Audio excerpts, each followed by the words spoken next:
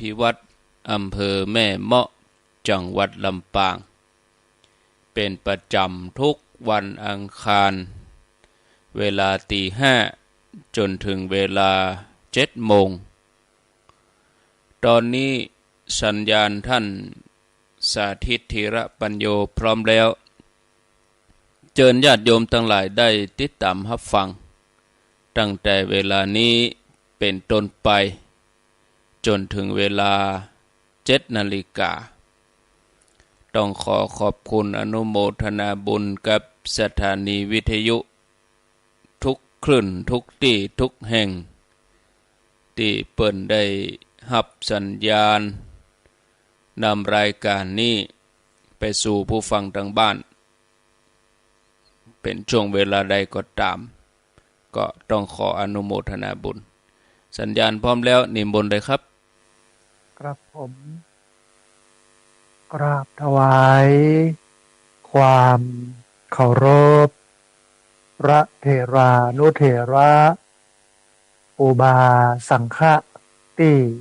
เคารพอย่างสูงทุกรูปเจริญสุขสวัสดีสาธุชนท่านผู้ฟังทุกคนทุกท่านสำหรับสาธุชนท่านผู้ฟังที่ให้เกียรติรับฟังรายการธรรมะที่วัดอันเป็นรายการวิทยุ เพื่อการเผยแผ่พระพุทธศาสนาส่งเสริมการศึกษาและพัฒนาสังคมรายการนี้รับผิดชอบโดยอาตมาภาพพระสาธิตธีระปัญโยผู้อำนวยการสถาบันธรรมาภิวัตรสถาบันเพื่อเผยแผ่พระพุทธศาสนาส่งเสริมการศึกษาและพัฒนาสังคมตั้งอยู่ณที่พักสงฆ์สถาบันธรรมาภิวัตรบ้านศพเตินตำบลศพปาดอำเภอแม่เมาะจังหวัดลำปางรายการนี้ออกอากาศทุกวันอังคารในเวลาตี 5ไปจนถึง7 โมงเมื่อเจ้าผ่านทางเครือข่ายสถานีวิทยุในเครือข่ายสถานีวิทยุคลื่นสีขาวพระชาวประชาซึ่งมีอยู่หลายคลื่นหลายสถานีหลายจังหวัดออกอากาศผ่านทาง Facebook ไลฟ์ซึ่งเป็นไลฟ์สด ของสถานีวิทยุวัดไฟหินบันทึกเทปเอาไปออกอากาศผ่านทางสถานีวิทยุเพื่อการศึกษาและพัฒนาอาชีพRadio Network FM 99.50 เมกะเฮิรตซ์ของวิทยาลัยเทคนิคกฟผ.แม่เมาะทุกวันศุกร์ในเวลา 8 โมงเจ้าเป็นต้นไปและที่สำคัญก็คือออกอากาศผ่านไลฟ์สดของสถานีวิทยุวัดไฟหินบันทึกเทปเอาไปออกอากาศผ่านทางเพจ ของสถาบันธรรมาภิวัตรซึ่งช่องทางสุดท้ายทางหลังนี้ ท่านผู้ฟังสามารถไปติดตามรับฟังย้อนหลังไปก๊อปปี้ลิงก์ไปคัดลอกลิงก์ ส่งแชร์เอาไปให้กับญาติธรรมทั้งหลายได้ยินได้ฟังกันได้แถมโดยท่านผู้ฟังวันนี้เราปะกันในบรรยากาศที่อากาศหนาวขึ้นเพราะว่าเป็นช่วงฤดูของมันแต่ว่าตั้งแต่วันที่11จนถึงวันที่15ที่จะถึงนี้นะฮะอุตุนิยมวิทยาเพิ่นบอกว่าอากาศจะลดลงแถมจะหนาวขึ้นแถมประมาณสัก5 องศาตอนนี้ก็ประมาณ18 19หรือว่า20นะฮะแต่ว่าช่วงวันที่11ถึงวันที่15นี่ก็จะเริ่มหนาวนักขึ้นแถมตอนนี้หลายท่านที่เป็นพี่น้องเกษตรกรยะให้ยะนาก็เริ่มเซ็ตเริ่มแล้วกันละนะฮะเพราะว่าในช่วงเดือนพฤศจิกาเนี่ยเป็นช่วงเก็บเกี่ยวผลผลิตจากการเพาะปลูกประจำปีโดยเฉพาะข้าวนะฮะแต่ว่าต้องแสดงความเสียใจและให้กำลังใจพี่น้องภาคใต้ที่ถูกน้ำท่วมเป็นนั้น ปัญหาอุทกภัยซึ่งปีนี้เนี่ยที่บรรนักเนี่ยอาจจะมีที่อีสานที่เหลือก็คือภาคเหนือภาคใต้ ภาคกลางบางส่วนก็นักนะฮะแต่ปีนี้นี่จะนักขึ้นเรื่อยๆอันนี้ก็เป็นส่วนหนึ่งที่เราต้องมาพอกอยกันนั่นผู้ฟังที่จริงก็ล้วนแล้วแต่เป็นฝีมือมนุษย์นะที่ทำลายสิ่งแวดล้อมทำให้ความสมดุลของธรรมชาติเนี่ยมันหมดไปก็เลยทำให้เกิดการนักหน่วงเป็นห้องว่าเป็นปรากฏการณ์เอลนินโยลานินยาปรากฏการณ์ที่มันเกิดความผสมดุลนะต่อสิ่งแวดล้อมนะฮะมันก็จะนักจะหน่วงไปในช่วงฤดูกาลช่วงหน้าของมันเช่นหนาวก็หนาวจัดร้อนก็ร้อนจัดฝนก็ฝนจัดนี่ก็รอมดฤดูหนาวไปเนี่ยความร้อนนะห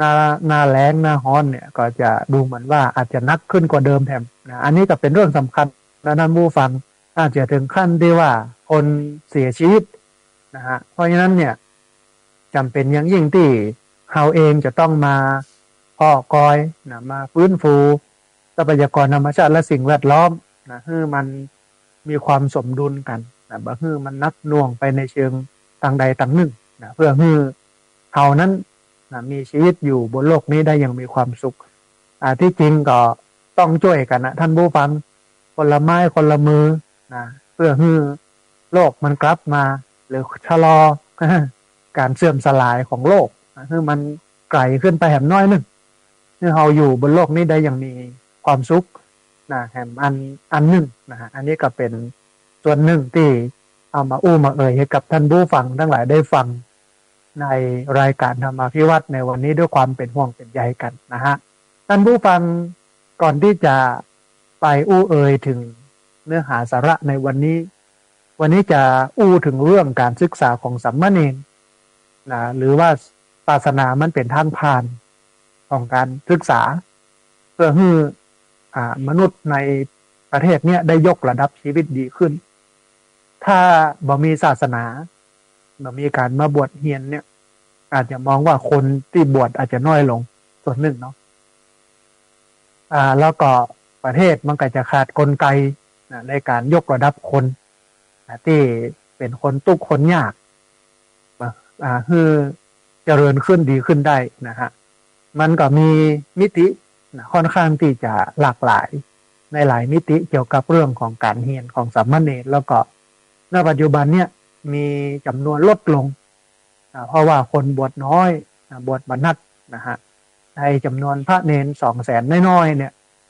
ต่อไปก็คงจะเหลือสัก200,000เหลือสัก100,000ปลายเรื่อยๆอันนี้สังเกตจากตรงไหนท่านผู้ฟัง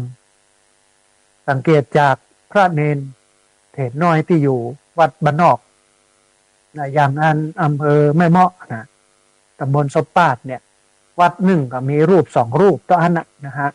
นักสุดก็3รูป4รูปโดยประมาณแต่ถ้าเป็นวัดของเจ้าคณะอำเภอก็10รูปโดยประมาณแต่ว่าเรามองย้อนไปในสมัยตะก่อนเนี่ยมีนักเนินทันโบฟัง30-40นะฮะเต็มวัดเต็มวาไปหมดจะกินจะทานจะจัดพิธีการพิธีกรรมอะไรอย่างเนี้ยมันก็ง่ายแต่ณปัจจุบันวันนี้จำนวนบุคลากรของพุทธศาสนาโดยเฉพาะบุคลากรชั้นต้นอันได้แก่พระภิกษุสามเณรก็มีจำนวนลดลงนะมีจำนวนมากอันนี้ก็น่าเป็นห่วงท่านผู้ฟังเดี๋ยวเรามาเอ่ยกันถึงเรื่องนี้ตีแผ่กันถึงเรื่องนี้นะเจาะลึกกันถึงเรื่องนี้นะฮะก่อนที่จะเอ่ย ถึงเรื่องการศึกษาการบวชเรียนของพระภิกษุสามเณรที่อาตมาภาพได้เกริ่นไว้ในเบื้องต้นก็เอาข่าวบุญข่าวการกุศลเอามาเอ่ยให้ท่านผู้ฟังทั้งหลายได้ฟังกันก่อนเนื่องด้วยว่าวันที่31ธันวาพุทธศักราช2567ถึงวันที่1มกราคมพุทธศักราช2567สถาบันธรรมาภิวัตน์ร่วมกันกับที่พักสงฆ์สถาบันธรรมาภิวัตน์แล้วก็โรงเรียนผู้สูงอายุตำบลศพปาดขอเจริญพรญาติโยมมาร่วมกันสวดมนต์แล้วก็ปฏิบัติธรรม เนื่องในโอกาสส่งท้ายปีเก่าต้อนรับปีใหม่ 2567 ถึง 2568 ณ ที่พักสงฆ์สถาบันธรรมาภิวัตรบ้านศพเตินตำบลศพปาดอำเภอแม่เมาะจังหวัดลำปางวันที่ 31 ธันวาคม 2567 กิจกรรมเริ่มตั้งแต่เวลา 1 ทุ่มเป็นต้นไปพดไปจนถึง 3 ทุ่มหรือว่าประมาณ 4 ทุ่มบ่เกิน 4 ทุ่มนะฮะมีเรื่องของการสวดมนต์มีเรื่องการปฏิบัติธรรมมีการสมาทานศีลมีการฟังธรรมมีการนั่งสมาธิมีการถวายทานมีการจุดประทีปโคมไฟนะฮะในวันที่ 31 ธันวาคม 2567ส่วนที่กลับบ้านก็กลับนะฮะส่วนที่จะพักจะนอนหน้าที่พักสงฆ์สถาบันธรรมาภิวัตรก็ได้เฮามีผ้าห่มมีที่นอนมีเต็นท์แล้วก็มีอาคารแยกชายหญิงเรียบร้อยนะฮะเพื่อได้พักเพื่อได้ยุดได้ยั่งกันในวันที่ 1 มกราคมสำหรับคนที่นอนที่วัดตี 5ก็ตื่นตี 5 เกิงไปจนถึง 6 โมงไม่เจ้า หรือว่าตี 5จนถึง 6 โมงไม่เจ้าก็มีการทำวัดสวดมนต์เจ้ามีการฟังธรรมหลังจากนั้นก็นั่งสมาธิแผ่เมตตา 6 โมงถึง 7 โมงไม่เจ้าก็ช่วยกันทำความสะอาดเตรียมอาหารเพราะว่ามีการเลี้ยงอาหารโดยเมื่อคืนก็มีนะฮะในวันที่ 31ก็เลี้ยงกับข้าว เลี้ยงน้ำเต้าหู้น้ำปะนะในช่วงเจ้าของวันที่ 1นะก็มีการเลี้ยงอาหารเลี้ยงข้าวโดยนะฮะ8 โมงถึง 9 โมงก็เริ่มพิธีตักบาตรเจ้ามีการไหว้พระมีการสมาทานศีลมีการฟังธรรมมีการนั่งสมาธิมีการถวายทานท้ายที่สุด9 โมงก็มีการแผ่เมตตาไหว้พระกลับบ้านเริ่มต้นดีท่านผู้ฟังชีวิตก็จะดีเอาก็จะโชคดีตลอดปีตลอดไปแต่ถ้าเริ่มต้นชีวิตในปี 2568 เนี่ยด้วยเหล้ายาป่าปิ้งด้วยความที่ เรามีสติมันก็จะทำให้ชีวิตเราตลอดปีเนี่ยบ่ค่อยดี เพราะว่าจุดเริ่มต้นมันบ่ดีเหมือนตึกเวลาสร้างตึกสูงๆสร้างตึกใหญ่ๆเปิ้นก็จะฝังเสาเข็มจะตอกเสาเข็มให้มันแน่นฐานจะต้องแน่นนะแต่ถ้าฐานบ่แน่นมันก็จะลุจะล่มเหมือนกันนั่นผู้ฟังชีวิตเราตลอดปีเนี่ยถ้าเราตั้งเก้า จุดเปิ้นฮ้องว่าจดกระดุมจดบะตอมคนบะก่อนเนี่ยอ้องกระดุมว่าบะตอมจดบะตอมถูกหูถูกตามแถวตามแผงมันเนี่ยมันก็จะทำให้ราบรื่นแต่ถ้าจดบะตอมพิษหูมันก็ต้องมาแก้วันกันวุ่นซะวุ่นเสียนะฮะอันนี้ก็เป็นส่วนหนึ่งนะที่ผ่านมาเนี่ยท่านผู้ฟังได้อู้เอิญเชิญชวนท่านผู้ฟังมาร่วมทำบุญนึ่งเป็นเจ้าภาพอาหารและน้ำปานะมาเลี้ยงผู้คนก็ประมาณสักเกือบ200 กว่าคนนะฮะแล้วก็มาเป็นเจ้าภาพวิทยุเอาไว้แจกให้กับญาติโยมที่มาร่วมปฏิบัติธรรมก็ตั้งไว้ประมาณ20 เครื่องนั่นผู้ฟัง20 เครื่องพอละนะฮะกู้ปีเนี่ยมีการแลกของขวัญมีการจับฉลากแจกรางวัล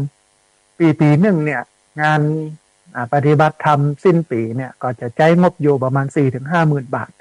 ต่อปีนะแต่ปีนี้เนี่ยเสี่ยงน้อย เพราะว่าของแจกเป็นวิทยุอย่างเดียวเพราะว่าต้องการให้ญาติโยมได้มีโอกาสฟังวิทยุได้มีโอกาสได้ศึกษาธรรมผ่านครูบาอาจารย์พระนักจัดรายการเพราะว่าอันญาติโยมตามชนบทบ้านนอกคอกนาเนี่ยส่วนใหญ่เพิ่นก็ติดวิทยุหลายคนก็บอกว่าบ่ได้ฟังพระอาจารย์เพราะว่าบ่มีวิทยุนี่นะก็ ในช่วงที่ผ่านมาเนี่ยอาตมาภาพก็อู้กับนักเรียนโรงเรียนผู้สูงอายุซึ่งเป็นผู้สูงอายุทั้งตำบลของตำบลศพปาดมาเรียนหนังสือในฐานะนักเรียนโรงเรียนผู้สูงอายุที่สำนักของอาตมาภาพก็บอกว่าญาติโยมก็ ฟังกันพ้องกับวิทยุทุกวันอังคารตี 5 ถึง 7 โมงไม่เจ้าโทรมาพ้อง มาแสดงตัวแสดงตนกันพ้องแล้วก็ทุกวันเสาร์8 โมงถึง 9 โมงโมเนี้ยก็โทรมากันพ้องฟังกันพ้องหลายคนหลายท่านก็บอกว่ามีวิทยุนะพระอาจารย์อาตมาภาพก็แซวไปว่าโอ้วิทยุเครื่องบักกี่บาทนะ ที่อย่างอื่นนี่ซื้อได้นะหวยนี่ซื้อได้นะเนาะ แล้วก็อันเล่าซื้อได้เนาะวิทยุนี่ซื้อมาได้เนาะนะแซวเล่นมาได้แต่ว่าเพื่อเป็นการอำนวยความสะดวกให้กับญาติโยมท่านผู้ฟังเพื่อให้ท่านผู้ฟังนั้นได้มีโอกาสศึกษาแล้วก็ปฏิบัติธรรมขององค์สมเด็จพระบรมศาสดาสัมมาสัมพุทธเจ้าผ่านพระสงฆ์นักจัดรายการก็จะแจกวิทยุนะฮะที่ผ่านมาเนี่ยท่านผู้ฟังได้ อูเอิญเจิญจวนญาติโยมได้มาร่วมบุญกันก็มีอยู่ประมาณ8 คณะนะฮะมีแม่จันเรือนใสอันเปิ้นทำบุญวิทยุ1 เครื่อง แม่ปาวลีอินสุวรรณเปิ้นเอาวิทยุ2 เครื่องแม่เหรียญชาทายุวิทยุ1 เครื่องแม่เพนบ้านตาจ้างเอาวิทยุ1 เครื่องแม่สมพรนันทนัทมาร่วมทำบุญเป็นเจ้าภาพน้ำปานะแล้วก็อาหารป้อมานิดแม่สมจิตอินทรวิจิตวิทยุ1 เครื่องแม่สีดาคนงามวิทยุ1 เครื่องคุณโยมคำสุขโยธินคุณโยมสมศรีชิมรส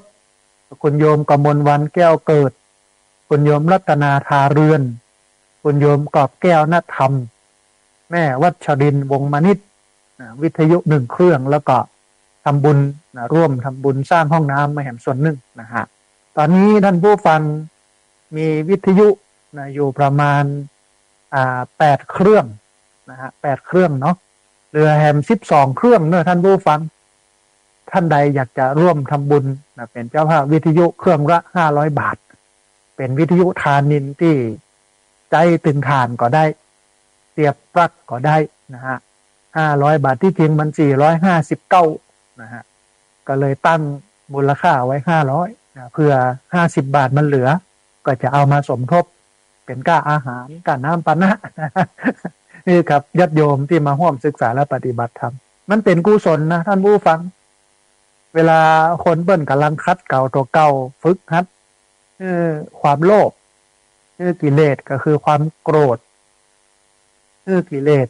ก็คือความหลงมันหมดไปจากตัวเขาเนี่ยถ้าเขามีส่วนร่วมสนับสนุนเกื้อกูลบอกว่าจะเป็นตึงกำลังกายกำลังใจกำลังทรัพย์กำลังสติปัญญาเขาก็จะได้อานิสงส์ได้บุญได้กุศลจริงเป็นบุญใหญ่นะฮะเปิ้นฝึกคัดเก่าตัวเองเอาก็ไปกำไปจูอย่าไปช่วยเปิ้นอานิสงส์นี่มันก็จะได้ในส่วนนี้คือเฮาสบายใจคือเฮาสุขใจคือเฮาเย็นใจคือเฮาอิ่มใจนะฮะท่านผู้ฟังท่านใดอยากจะร่วมทำบุญเนอะเป็นเจ้าภาพวิทยุซึ่งตอนนี้เหลืออยู่ประมาณ12 เครื่องนะฮะแล้วก็เป็นเจ้าภาพอาหารน้ำปานะก็สามารถร่วมทำบุญกันได้ท่านผู้ฟังที่จะมาทำบุญที่วัดด้วยตัวเองก็เจริญพรเนอะโทรเข้ามาที่เบอร์064-125-4122แต่ว่าตอนนี้ฟังโทรเตื้อ หลังจากจบรายการแล้วพระอาจารย์อย่าเอาวิทยุสักเครื่องนะขอหมายเลขบัญชีหรือได้หมายเลขบัญชีไปแล้วถ้าโอนเข้ามาแล้วก็โทรเข้ามาบอกกันกำนึงจะได้จดเอาไลน์ใหม่เอาชื่อได้ประกาศได้บอกกล่าวให้ท่านผู้ฟังได้ร่วมอนุโมทนาบุญไปกันนะฮะที่เบอร์064-125-4122เบอร์064-125-4122อันนี้สำหรับโยมที่จะมาด้วยตัวเองนะส่วนญาติโยมที่อยากจะร่วมทำบุญแต่บ่มีโอกาสมาด้วยตัวเองก็สามารถร่วมทำบุญได้ที่ธนาคารกรุงไทย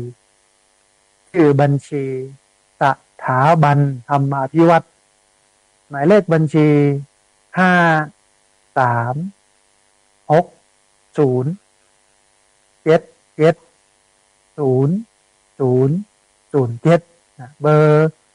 0เบอร์53607700007เป็นธนาคารกรุงไทยชื่อบัญชีสถาบันธรรมาภิวัตรหมายเลขบัญชี53607700007อันนี้ก็สามารถมาร่วมทำบุญกันได้เดียวในช่วงกลางรายการแล้วก็ช่วงท้ายรายการก็จะประกาศแหมกำหนึ่งท่านผู้ฟังได้จำได้จดไว้เพราะว่าหลายคนหลายท่านก็บอกว่าพระอาจารย์อู้เร็วล้ำไปจดบ่ทัน เพราะว่าอายุนักตาก็บอดีโน่นนี่นั่นตัวเนาะนะฮะท่านผู้ฟังอันนี้ก็เป็นบุญหนึ่งที่เอามาให้ท่านผู้ฟังได้ร่วมอนุโมทนาบุญกัน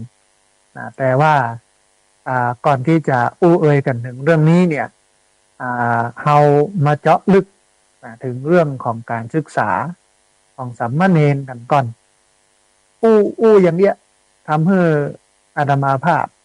ได้กึดเติมสมัยเป็นสามเณรน้อยๆสมัยที่ในเรียนปริญญาตรี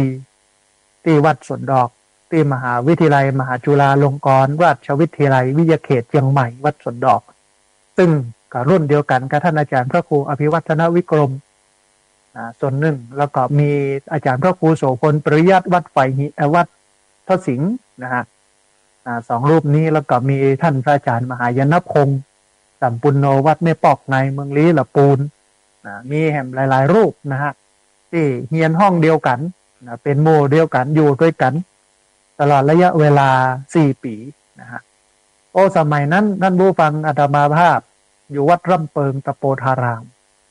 ตำบลสุเทพอำเภอเมืองจังหวัดเชียงใหม่เป็นสามเณรอายุ17 ปีเพราะว่าจบมัธยมศึกษาจากการศึกษานอกโรงเรียนหรือว่ากศน.มันก็เลยย่นระยะเวลาปกติเรียนกัน6 ปีอันนี้ก็5 ปีนะฮะหรือ4 ปีปลายโดยประมาณ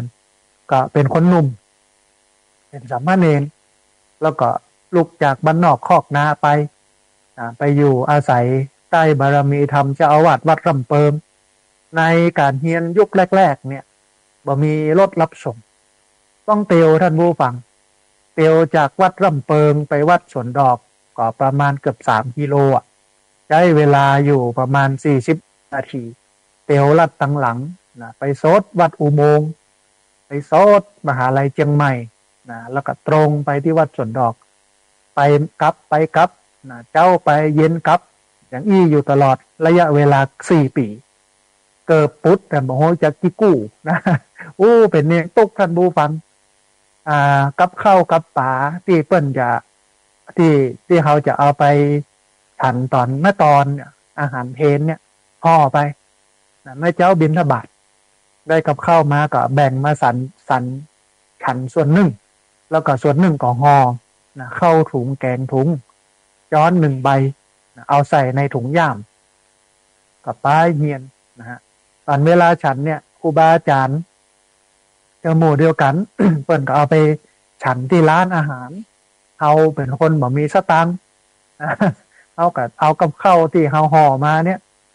เปิดถุงบ่มีถ้วยมีจ้อนมีอย่างสักอย่างท่านผู้ฟังมีจ้อนมี มีข้าวถุง 1แกงถุง 1ก็เอาข้าวใส่แกงกับตักฉันอย่างนั้นตลอดระยะเวลา4 ปีเกิดพุทธหลายกู้มันทำเมื่อเฮาเป็นคนแข็งแกร่งทำเมื่อเฮานั้นเป็นคนมีความอดทน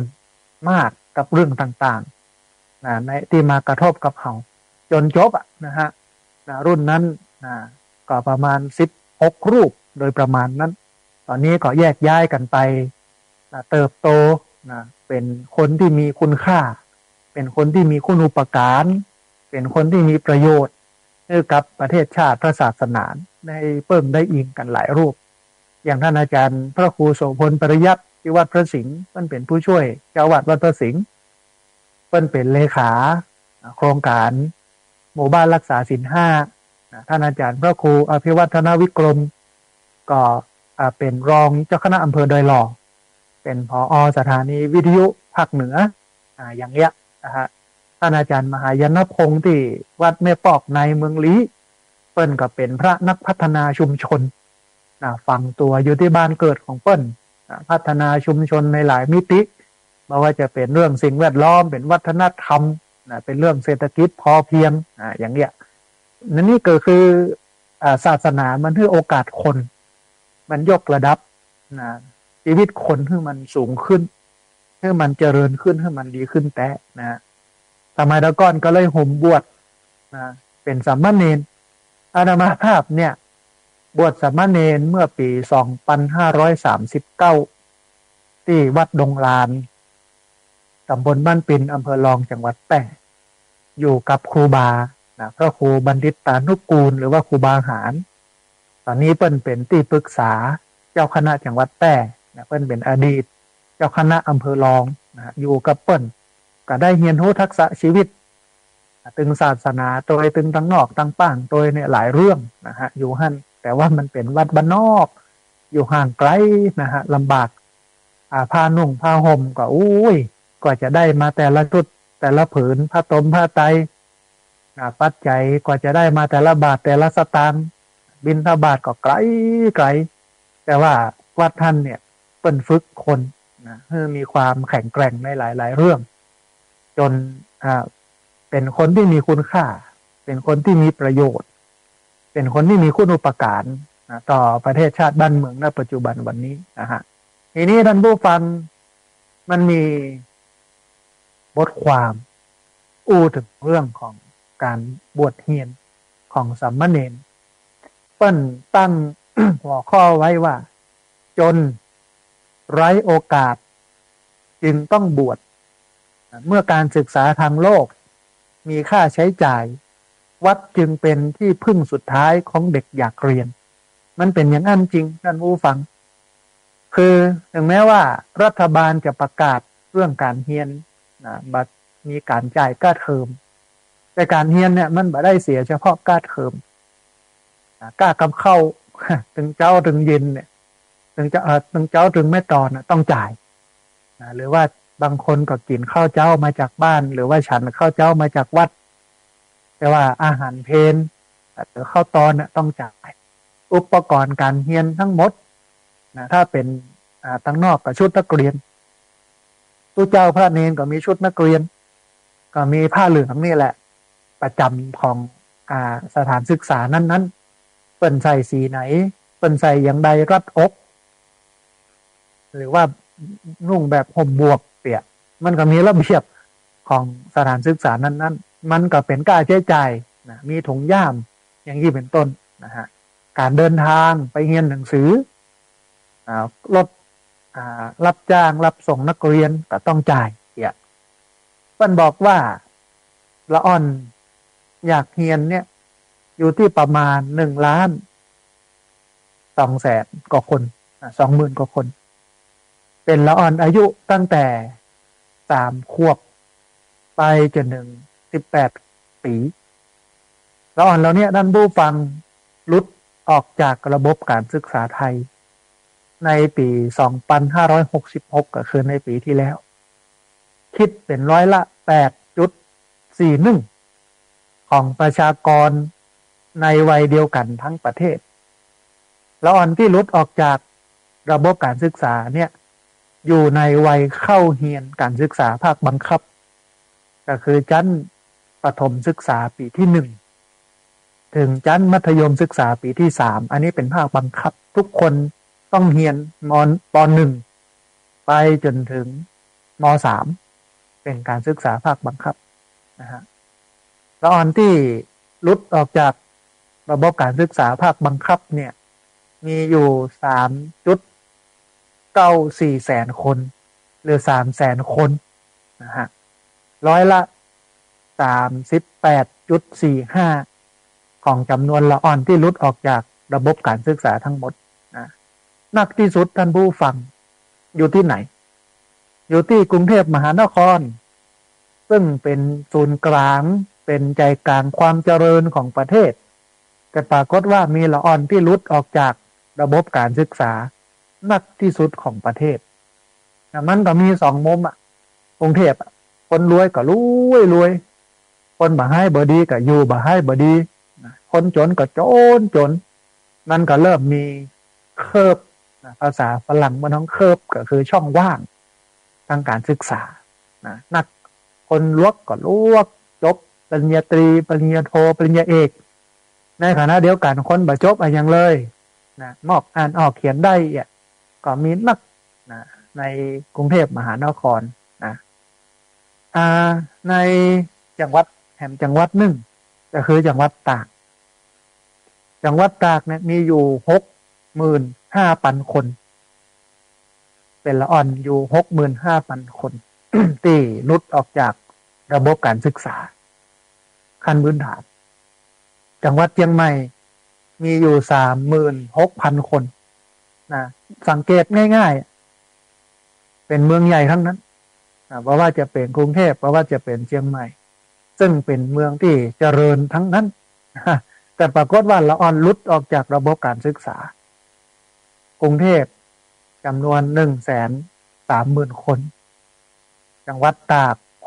65,000 คนจังหวัดเชียงใหม่36,000 คนคือพอท่านผู้ฟังมีละอ่อนบ่ใช่น้อยนะ1.2 ล้านคนอายุ3-18 ปีหลุดออกจากการศึกษาก็คือบ่ได้เรียนคิดเป็น8.4% ของประชากรในวัยเดียวกันทั้งประเทศอันนี้ก็น่าเป็นห่วงเข้ามาพอเหตุผลว่าเนี่ยอย่างละอ่อนกลุ่มนี้ถึงหลุดออกจากระบบการศึกษาถึงหลุดจากการเรียนหนังสือทั้งที่การเรียนหนังสือเนี่ยมันเป็นการพัฒนาคุณภาพชีวิตที่ดีได้อันหนึ่งมันเป็นวิธีการหนึ่งในการจะพัฒนาคุณภาพชีวิตคนให้มันสูงขึ้นคนสมัยบ่เก่าเปิ้นนึงว่ารากฐานของตึกคืออิฐรากฐานของชีวิตคือการศึกษาถ้ามีการศึกษาดีมีความรู้ดีก็จะมีความเจริญก้าวหน้าเพราะว่าจะเป็นการไปสอบเป็นข้าราชการเพราะว่าจะไปทำงานบริษัทเอกชนหรือแม้แต่จะอยู่เนี่ยการหารายได้ส่วนตัวโดยธุรกิจส่วนตัวมันก็เจริญได้เพราะว่ามีกำกึศมีความรู้ที่เข้าใจในโลกและชีวิตเข้าใจในกระบวนการต่างๆแต่พอบ่ได้เรียนเนี่ยมันก็ทำให้บ่เกิดความรู้อะไรอย่างท้ายที่สุดก็บ่มีความรู้แต่ว่าตังต้องใจตังต้องเอามาซื้อข้าวกินตังต้องเอามาจ่ายค่าน้ำตังต้องเอามาจ่ายค่าไฟเมื่อมันได้ทางตรงจากการไปขายแรงงานไปขายกำกึศอะไรอย่างก็ตามบ่ได้เนี่ยมันก็ต้องหาทางอ้อมจากการไปลักไปขโมยไปจี้ไปปล้นหลายเรื่องทำให้เกิดอาชญากรรมขึ้นมาอันนี้ก็เป็นปัญหาของประเทศใหญ่เลยทีนี้แต่ถ้าละอ่อนได้รับการศึกษามันก็ยากหรือว่ามันบอกค่อยมีโอกาสที่ละอ่อนจะไปเนี่ยบ่ดีได้ทีนี้ท่านผู้ฟังจากเหตุผลสูงสุดของการหลุดออกจากระบบการศึกษาของละอ่อนกลุ่มนี้ก็คือปัญหาความยากจนปัญหาความยากจนเนี่ยเป็นปัญหาระดับต้นๆของละอ่อนที่หลุดออกจากระบบการศึกษาที่บ่ได้เรียนหนังสือมีอยู่46.70%ไม่ใช่ธรรมดานะสูงมากเลยนะที่หลุดออกจากระบบการศึกษาโดยการบ่มีสตังค์ในการเรียนเนี่ยอยู่ที่ 46.70% ท่านผู้ฟังละอ่อนพวกนี้เขาบ่มีทุนสำหรับเป็นค่าใช้จ่ายก่อนระหว่างและก็หลังเรียนเพราะว่าการเรียนมันถึงใช้เงินหรอหลายคนจึงเลือกออกจากระบบการศึกษากลางคันเพื่อตัดลดค่าใช้จ่ายที่เกิดขึ้นเนี่ยน่าเสียดายละอ่อนหมดเนี่ยถ้ามีคนส่งหนังสือส่งห้ำส่งเรียนโน่นนี่นั่นเนี่ยมันจะดีแต่เปิ้นไปบ่ได้ นะเพราะว่าบ่มีสตังค์เฮียนทำให้เรื่องเนี้ยทำให้อาตมาภาพกึดเติงหาสมัยตะก่อนอาตมาภาพส่งละออนเฮียนหลายคนมากเปิ้นได้เฮียนหนังสือ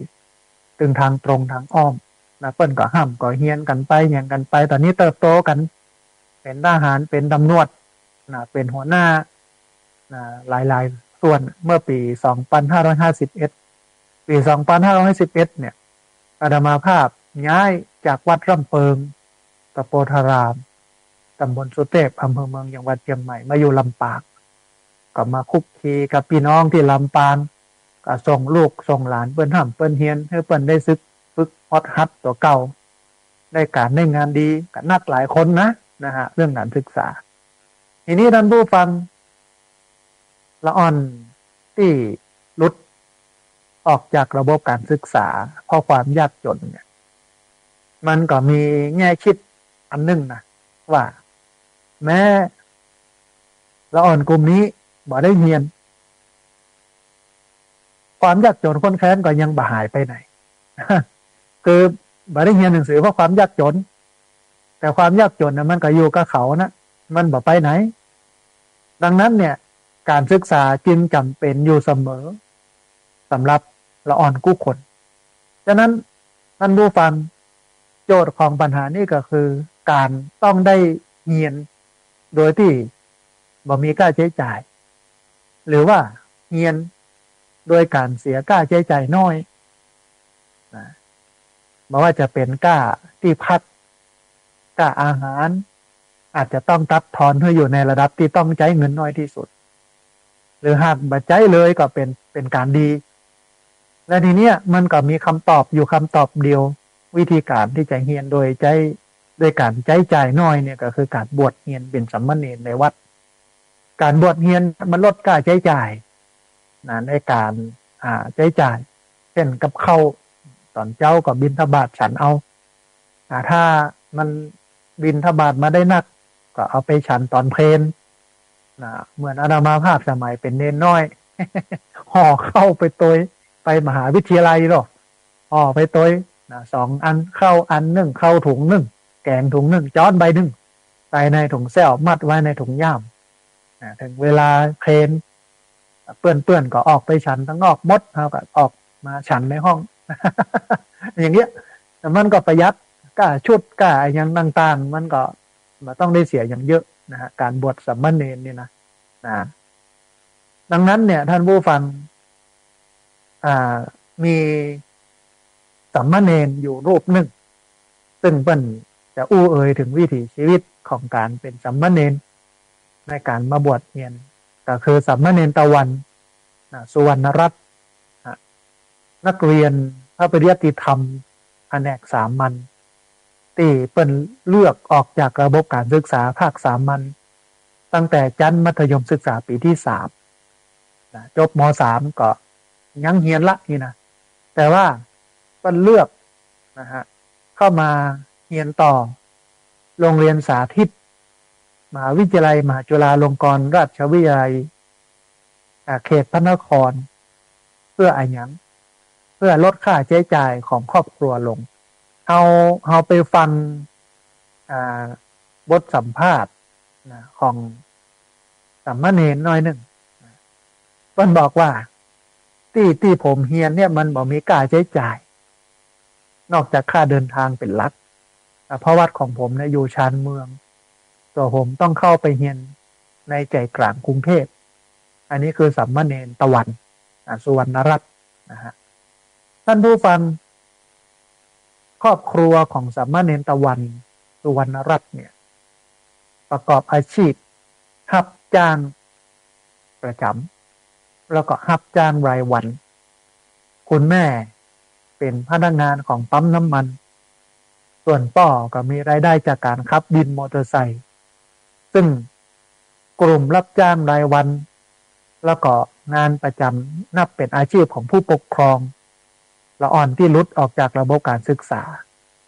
กว่า47.11%แล้วก็27.95%ตามลำดับรายได้จากการเป็นพนักงาน ประจ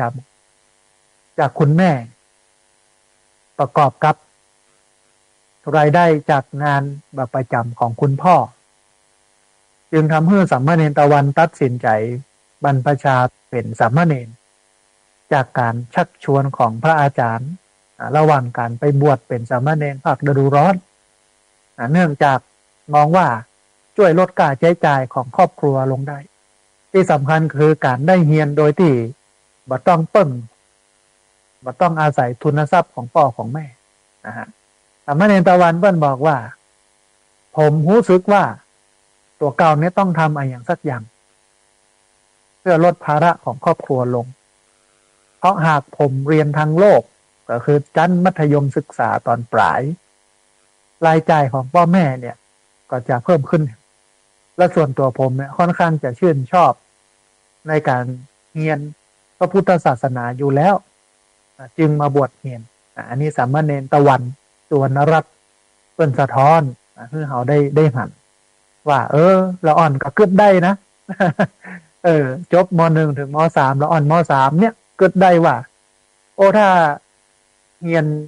ทางโลกโดยที่บวชมันจะเป็นการเพิ่มภาระคือกับพ่อกับแม่และส่วนหนึ่งเนี่ยตัวเก่าชอบในการเรียนพระพุทธศาสนาชอบวัดชอบวาชอบศาสนาก็เลยมาบวชมันก็เลยเป็นการเพิ่มภาระให้กับพ่อแม่นะฮะท่านผู้ฟังการศึกษาภายในวัด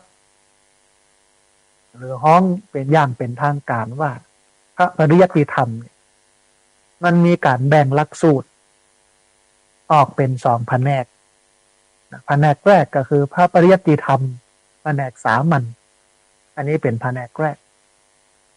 แผนกพระปริยัติธรรมสามัญมีการเรียนในรายวิชาที่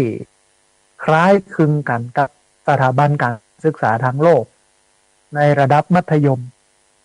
เช่นวิทยาศาสตร์ภาษาไทยภาษาอังกฤษสังคมศึกษาเป็นต้นและแถมอันนึงคือแผนกนักธรรมบาลีที่ศึกษาเกี่ยวกับคำสอนของพระพุทธเจ้าจากภาษาบาลีซึ่งผู้เรียนเนี่ยสามารถเลือกเรียนตามแผนกได้ตามประสงค์แต่ว่าระยะหลังๆเนี่ยคณะสงฆ์ก็บังคับโรงเรียนพระปริยัติธรรมแผนกสามัญก็คือเรียนชั้นมัธยม1ถึงมัธยม6เนี่ยคือเรียนการเรียนพระปริยัติธรรมแผนกนักธรรมแผนกบาลีพ่วงเข้าไปตัวคือเนนเนี่ยมีความรู้ทางโลกกู้กันกับความรู้ทางธรรมเป็นเนนนี่ไม่ใช่ธรรมดานะท่านผู้ฟังเรียนนักกว่าโยมทางนอกนะฮะคือปกติเสาร์อาทิตย์อาจารย์ดึงศุกร์ก็เรียนพระปริยัติธรรมแผนกสามัญวิชาที่เรียนก็คือโรงเรียนทั่วไปทั่วประเทศเรียนอย่างใดเปิ้นเรียนอย่างนั้นนะฮะมีภาษาอังกฤษมีวิทยาศาสตร์มีชีวเคมีมีประวัติศาสตร์โน้นนี่นั่นเรียนหมดนะกูอย่างที่ทั้งโลกมีให้เรียนตัวเจ้าก็เรียนแต่มันนักกว่านั้นก็คือว่าวันเสาร์วันอาทิตย์หรือว่าเลิกเรียนแม่แรงมาแล้ว1 ทุ่มทุกวันก็ต้องเข้าเรียนหลักสูตรพระปริยัติธรรมแผนกนักธรรมบาลีแห่งกำนึงนะฮะไปเรียนนักธรรมบาลีแห่งกำนึงนักธรรมตรีโทเอกบาลีตั้งแต่ประโยค1-2ไปจนถึงประโยค9หรือว่าที่วัดร่ำเปิงเนี่ยเปิ้นก็มีเรียนแห่งแผนกนึงก็คือพระอภิธรรมเรียนหนักกว่าคนทั้งโลกก่อนกว่าจะได้พักกับ4-5 ทุ่มแล้วก็แม่เจ้าเนี่ยหรือเที่ยงคืนแล้วก็แม่เจ้านะฮะ4-5ต้องตื่นมาทำวัดสวดมนต์นั่งสมาธิแล้วก็เที่ยวพัดหูอย่างศาสนสถานต่างๆของวัดอันนี้คือเนนนักกว่าโยมทั้งโลกโยมทั้งโลกเนี่ยเรียนเฉพาะเวลา8 โมงถึง4 โมงแม่แรงทำการบ้านเล็กน้อยก็มีอย่างละ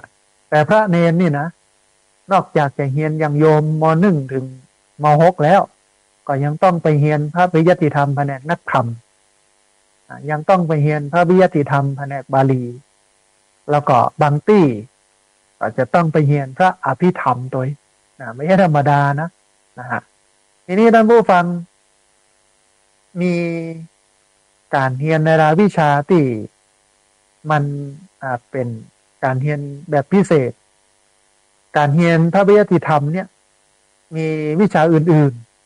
ๆนอกจากเรียนภาษาบาลีด้วยภาษาไทยเรื่องการเรียนสังคมก็มีเรียนเรื่องของหน้าที่พลเมืองก็มีไปจนถึงวิชาการงานอาชีพอย่างอาตมาภาพเนี่ยสมัยก่อน6 ปีทำติดต่อกันสองรุ่นคือสามเณรมาเรียนหลักสูตรอาชีวศึกษาชั้นปวช1 2 3ควบคู่ไปกับเรียนพระปริยัติธรรมแผนกสามัญของคณะสงฆ์หมายความว่าถ้าจบม.6 ไปแล้วก็จะได้วุฒิ2 ใบคือวุฒิ1ก็เป็นวุฒิปวสกับปวชม.4ก็ปวช1ม.5ก็ปวช2ม.6ก็ปวช3ควบคู่กันไปหับ2 ใบใบหนึ่งก็คือการศึกษาพระปริยัติธรรมแผนกสามัญใบหนึ่งก็ใบประกอบวิชาชีพนะเป็นชั้นปวช3ได้2 ใบท่านผู้ฟังเรียนอยู่2 จูบนะฮะจูบแรกก็ประมาณเกือบ20ตอนแรกเรียน30 ปลายเอาไปเอามาถูกคัดถูกกรองไปกรองมาก็เหลืออยู่ประมาณ20 กว่ารูปรุ่นที่2ก็เหลืออยู่10 ปลาย15 16 รูปนะฮะตอนแรกก็ประมาณ20น้อยๆเรียนไปเรียนมา3 ปีแล้วต้องเดินทางนั่งรถไฟจากวัดสวนดอกมาลงที่สถานีรถไฟแม่จางอำเภอแม่เมาะจังหวัดลำปางเสร็จแล้วก็เอารถไปหับที่สถานีรถไฟขึ้นมาที่สำนักมาอยู่ที่สำนักนะฮะหน้าเจ้า7 โมงรถของวิทยาลัยเทคนิคกพพแม่เมาะก็มาครับแม่แรงเปิ้นก็มาส่งอย่างเงี้ยนะฮะเรียนอย่างเงี้ยทีนี้ท่านผู้ฟังมันก็จะมีวิชา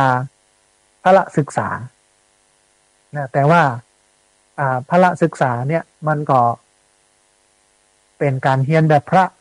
ที่สามารถที่จะไปออกเอ็กเซอร์ไซส์อย่างได้เหมือนเจ้าบ้านแต่มันก็มีความเหมาะสมเป็นการเอ็กเซอร์ไซส์การออกกำลังกายของพระได้นะฮะทีนี้ท่านผู้ฟังใน5 วันของสัปดาห์สามเณรตะวันเนี่ยจะต้องเดินทางด้วยรถขนส่งสาธารณะ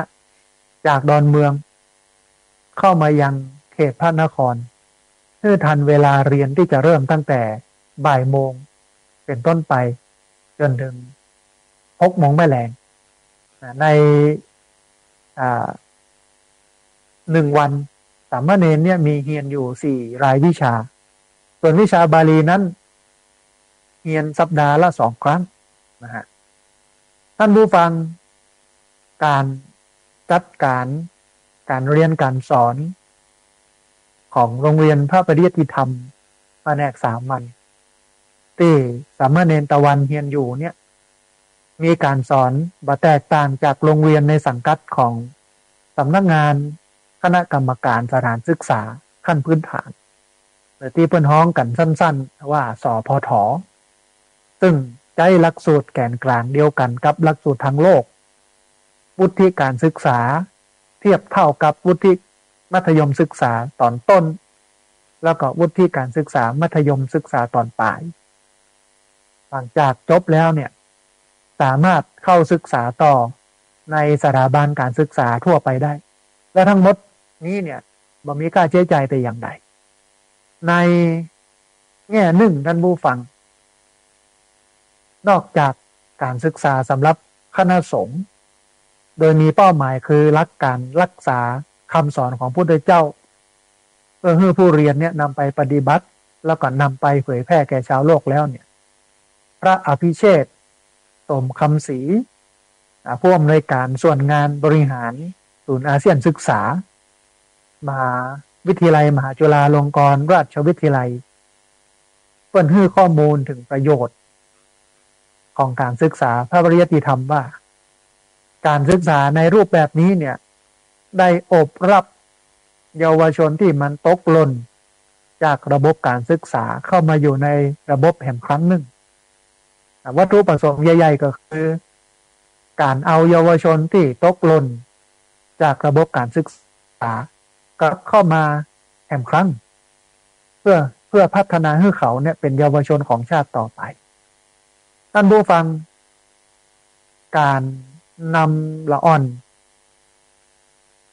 กลับเข้าสู่ระบบการศึกษายังมีลักษณะการทำงานแบบเชิงลุกเพื่อให้เข้าถึงละอ่อนต่างจังหวัดหรือว่าในพื้นที่ห่างไกลเข้าถึงได้ยากมีโอกาสได้เรียนหนังสือแห่งครั้งโดยการให้สามเณรที่เป็นนิสิตเคยร่ำเรียนพระปริยัติธรรมมาก่อนออกไปปฏิบัติศาสนกิจตามถิ่นฐานบ้านเกิดของตกเก่าเพื่อพอกอยมองหาเยาวชนที่มีปัญหาแล้วก็ดึงตับเข้าการศึกษาของคณะสงฆ์แห่งครั้งนะฮะท่านอาจารย์เปิ้นก็คือข้อมูลว่าทางมหาเถรสมาคม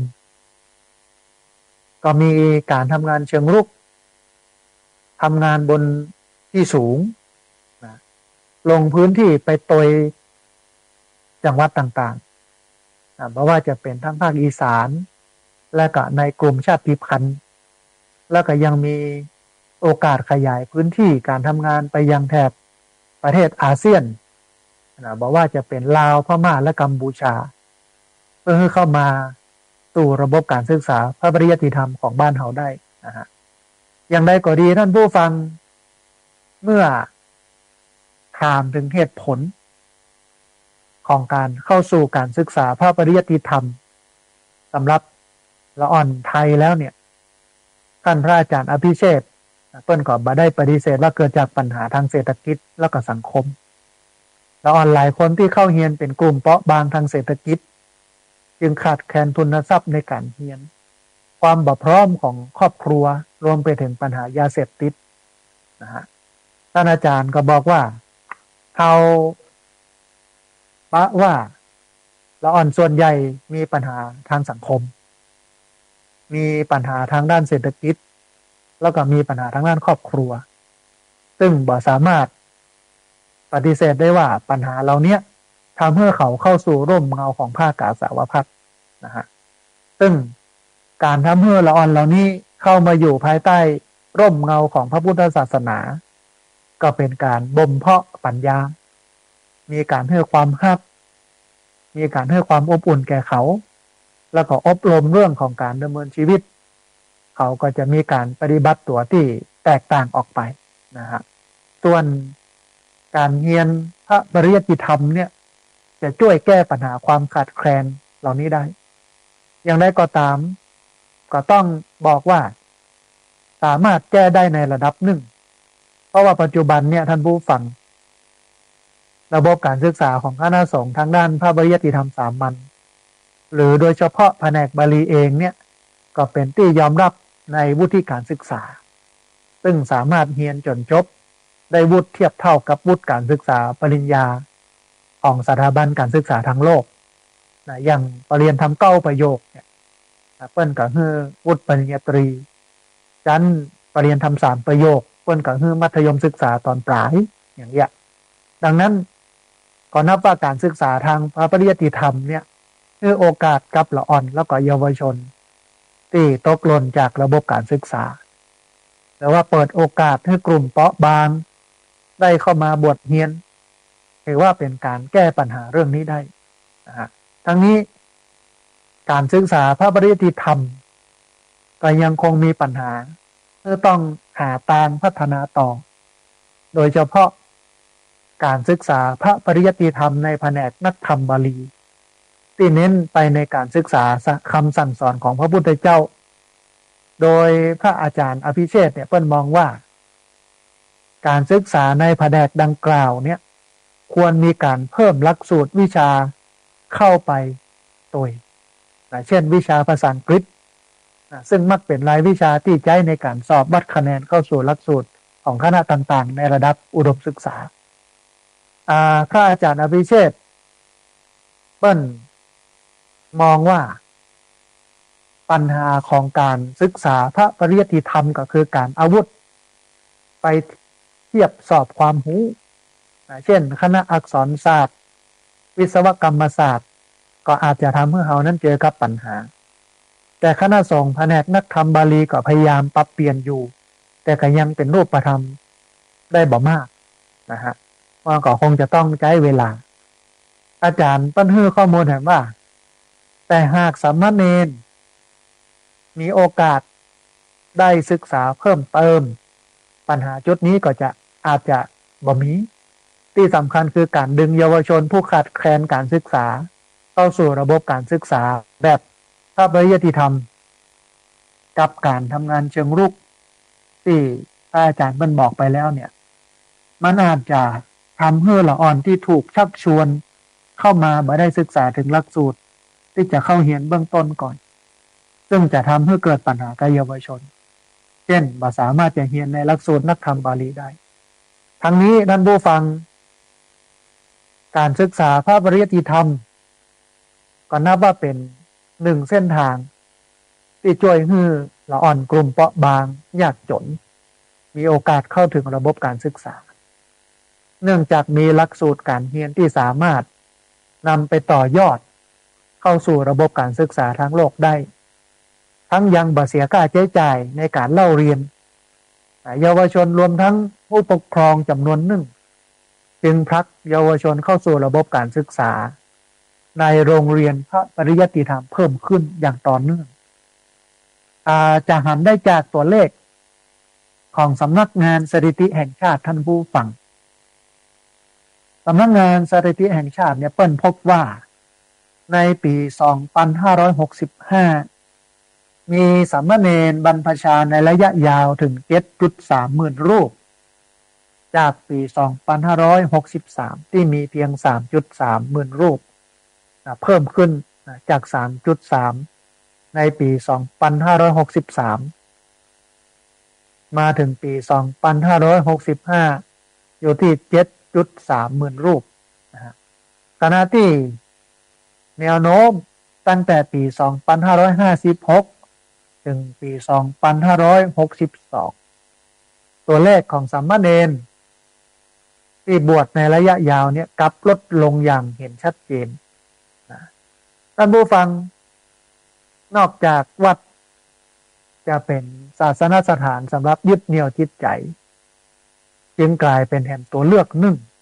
ของผู้ที่ต้องการกลับเข้าสู่ระบบการศึกษาแห่งครั้งโดยบ่มีค่าใช้จ่ายหรือว่าเสียค่าใช้จ่ายน้อยเหมือนเดียวกันกับสามเณรตะวันละอ่อนที่เปลี่ยนจากระบบการศึกษาทั่วไปสู่การศึกษาใต้ร่มผ้ากาสาวพัสต์ในวันนี้สามเณรได้วางแผนเส้นทางการเรียนจบไว้แล้วอย่างยกตัวอย่างสามเณรทวันเนี่ยเพิ่นบอกว่าตอนแรกผมตั้งใจจะเรียนมหาวิทยาลัยรามคำแหงเพราะผมชอบกฎหมายแต่ก็ชอบเนื้อหาพุทธศาสนาแล้วก็ปรัชญาชีวิตตัวก็อาจจะเริ่มเรียนในภาควิชาปรัชญาที่มหาวิทยาลัยสงฆ์บอกก็อาจจะเรียนที่จุฬาลงกรณ์มหาวิทยาลัยหลังจากนั้นก็จะใช้ชีวิตเริ่มวางแผนว่าจะหางานทำอันเนี้ยคือสามเณรกล่าวทิ้งท้ายท่านผู้ฟังเขาได้ฟังเนื้อหาสาระเรื่องของการเรียนของละอ่อนที่ระบบการศึกษาทั้งโลกเขาสามารถจะเข้าถึงระบบนั้นได้ต่อมาเรียนผ่านระบบการศึกษาพระปริยัติธรรมโดยการบวชเรียนอันเนี้ยมันก็เป็นช่องหนึ่งที่ทำให้คนนั้นได้รับการพัฒนาเพราะการศึกษานั้นเป็นการพัฒนาตามนิยามของการศึกษานักการศึกษาเนี่ยท่านผู้ฟังเปิ้ลให้นิยามของการศึกษาไว้ว่าการศึกษาคือการเรียนรู้คือการเปลี่ยนแปลงพฤติกรรมอันเนื่องมาจากการได้รับการฝึกหรือได้รับประสบการณ์สมัยอาตมาเรียนเนี่ยกระจำอันเนี้ยการศึกษาคือการเรียนรู้ การเรียนรู้คือการเปลี่ยนแปลงพฤติกรรมอันเนื่องมาจากการได้รับการฝึกหรือได้รับประสบการณ์ถ้าบ่มีการศึกษาเขา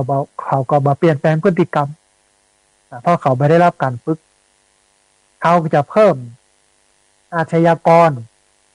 ลักเล็กขโมยน้อยจี้ปล้นคนติดยุคติดยาคนที่ติดการพนันเยอะขึ้นแต่ด้วยที่เขามีทางเลือกในส่วนศาสนาคือเข้ามาบวชเรียนแทนที่เขาจะเมื่อคนเหล่านี้ไปเป็นอาชญากรอยู่ทางนอกกลับกลายเป็นว่าเมื่อเขามาบวชเรียนเขามาพัฒนาคุณภาพชีวิตของเขาด้วยการศึกษาในแผนกพระปริยัติธรรมเนี่ยมันก็ทำเมื่อเขาเติบโตได้นะเป็นคนดีมีศีลธรรมได้แต่ว่าบัจจัยทั้งหมดมันก็มีบางส่วนที่บ่ดีไม่มีปัญหาอันนี้เป็นเรื่องปกติทุกองค์กรทุกวงการเป็นอย่างนั้นแต่70%60%หรือว่า80%ส่วนใหญ่ดีนะเขาก็มาต้องเสียคนที่จะไปเป็นอาชญากรอาชญากรรมเป็นคนที่มีประโยชน์ต่อโลกส่วนจะบวชจะซึกนั้นเรื่องของเปิ้ลอาตมาภาพคิดเสมอนะว่าถ้าเปิ้ลมีการศึกษาเปิ้ลดีเปิ้ลเก่งแล้วบวชอยู่ก็เป็นผลดีแก่ศาสนาซึกออกมาก็ได้เป็นคนพัฒนาสังคมอย่างเชียงใหม่ก็มีท่านหนึ่งก็คือพันพลตรีนเรศจิตรักซึ่งเปิ้ลก็เป็นพระเนนมาก่อนจบเรียนทำ9 ประโยคแล้วก็มาสมัครเป็นอนุศาสนาจารย์ทหารบกเป็นทหารที่นำประกอบพิธีกรรมเป็นทหารสอนศีลธรรมอย่างเงี้ยไปเป็นตำรวจไปเป็นครูบาอาจารย์ไปเป็นอย่างหลากหลายสปะทหารเรือทหารบกโน่นนี้นั่นเนี่ยก็ล้วนมาจากการได้ห้ำได้เฮียนทั้งนั้นถ้าเปิ้ลบ่ได้เฮียนเปิ้ลก็เป็นบ่ได้แต่ถ้าเปิ้ลไปเฮียนตามระบบข้างนอกทั่วไปสามัญทั่วไปเปิ้ลก็มามีโอกาสได้เฮียนก็อย่างก็เพราะว่ามันมีค่าใช้จ่ายสูงมันมีค่าใช้จ่ายเยอะเพราะฉะนั้น การบวชเฮียนก็เป็นโอกาสหนึ่งที่ ทำให้คนนั้นสามารถเจริญขึ้นได้ในการใช้ชีวิตในการมีชีวิตอยู่ศาสนาก็เป็นทางเลือกอันหนึ่งคือเขาได้มาเรียนหนังสือแต่ณปัจจุบันวันนี้สมัยตะก่อนเนี่ยวิธีการอย่างเงี้ยคือการมาบวชเรียนเป็นที่นิยมแต่ถ้าเป็นภาษาสมัยใหม่ก็คือเปิ้นฮิตชอบไปบวชเรียนเพราะว่ามันได้ดิบได้ดีแต่ณปัจจุบันวันนี้การศึกษามันเข้าถึงกันคนเข้าถึงการศึกษาได้ง่ายขึ้น นะฮะก็เลยคนมาบวชเรียนน้อยมาบวชเรียนน้อยและที่สำคัญที่สุดเนี่ยอันหนึ่งที่วัดจะต้องเนี่ยก็คือต้องจัดระบบให้ดีสมัยที่อาตมาภาพอยู่วัดร่ำเปิงเนี่ย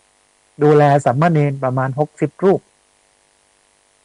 แจ้งบ่แจ้งก็นำทำวัดสวดมนต์เจ้าล่ะไหว้พระสวดมนต์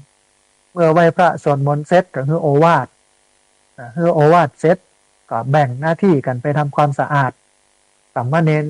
นี้อยู่โซนนั้นสามเณรนี้กวาดหน้าวิหารเด้อสามเณรนี้กวาดอยู่ที่เจดีย์สามเณรนี้เพียวศาลาสามเณรนั้น60 รูปกระจายหน้าที่กันออกไปค่อยวัดเสร็จแล้วก็ไปหับเข้าที่โรงครัวแล้วก็มาขึ้นรถของวัดอาตมาภาพก็ขึ้นรถไปส่งที่โรงเรียนส่งโรงเรียนเสร็จปุ๊บกับปิดมาเนี่ยการตามปกติแม่แรงกับไปหับไปกับคนขับรถวัดลำเปิงมีรถใหญ่รถ6 ล้อรับส่งสามเณรเรียนหนังสือ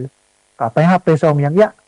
เวลามีปัญหาอย่างครูบาอาจารย์ที่โรงเรียนก็ประสานมาแม่แรงเลิกโรงเรียนมาก็พักผ่อนกันยังกันไปแล้วก็ไปเรียนนักธรรมเรียนบาลีเรียนพระอภิธรรมแล้วก็มานั่งอ่านหนังสือหน้ากุฏิไผ่หน้ากุฏิมันเพราะว่ากุฏิสามเณรนั้นสมัยอาตมาภาพอยู่เนี่ยเป็นอาคาร3 ชั้นเป็นห้องห้องละ2 รูปอยู่ด้วยกันแต่แล้วแม่แรงมาก็มานั่งหน้าห้องมันมีระเบียงเดินเอาหนังสือมาอ่านตั้งท่านอาตมาภาพก็นั่งอ่านท่านนะฮะพอกันไปอย่างกันไปก็ดูแลเปิ้นอย่างเงี้ยหลายรูปก็ได้ดิบได้ดีหลายรูปก็ไปบ่พดบ่พิว ไปบ่ถึงฝันติกขาลาเพศไปก่อนก็มี โดนยับซึกก็มีนะ มันก็หลากหลายแต่ว่าเขามองวิถีชีวิตอย่างเงี้ยว่าคนหมู่นี้ทุกข์ยากลำบากแต่ที่จริงต้องโทษเศรษฐกิจของประเทศถ้าเป็นประเทศที่พัฒนาแล้วเนี่ยปัญหาเหล่านี้จะบ่มีแต่เนื่องด้วยว่าประเทศไทยเป็นประเทศที่กำลังพัฒนามีความอ่อนด้อยในหลายๆเรื่องถึงแม้ว่าใครจะว่าประเทศไทยเนี่ยบ่อ่อนด้อยกว่าใครอีกนะแต่ก็มีจุดบกพร่องเยอะนะฮะด้วยการศึกษาด้วยเศรษฐกิจเนี่ยแหละมันก็เลยทำให้คนในประเทศเนี่ยไม่ได้เข้าถึงการศึกษาอย่างแท้จริงนะฮะก็เลยต้องหนีมาบวชเรียนเพื่อได้รับความรู้อาตมาภาพก็เป็นผลผลิตหนึ่งของโรงเรียนพระปริยติธรรมของคณะสงฆ์เสร็จแล้วก็มาเรียนในมหาวิทยาลัยสงฆ์หลังจากจบมหาวิทยาลัยสงฆ์ไม่ได้จบธรรมดานะท่านผู้ฟังได้เกียรตินิยมเลยนะคะแนน 3.9 3.8 3.9 ขึ้นนะฮะเสร็จแล้วก็ไปเรียนต่อในมหาวิทยาลัยทั้งโลกก็คือมหาวิทยาลัยเชียงใหม่แต่ว่าเรียนกันคนละแบบมหาวิทยาลัยเชียงใหม่เนี่ยมันจะเจาะลึก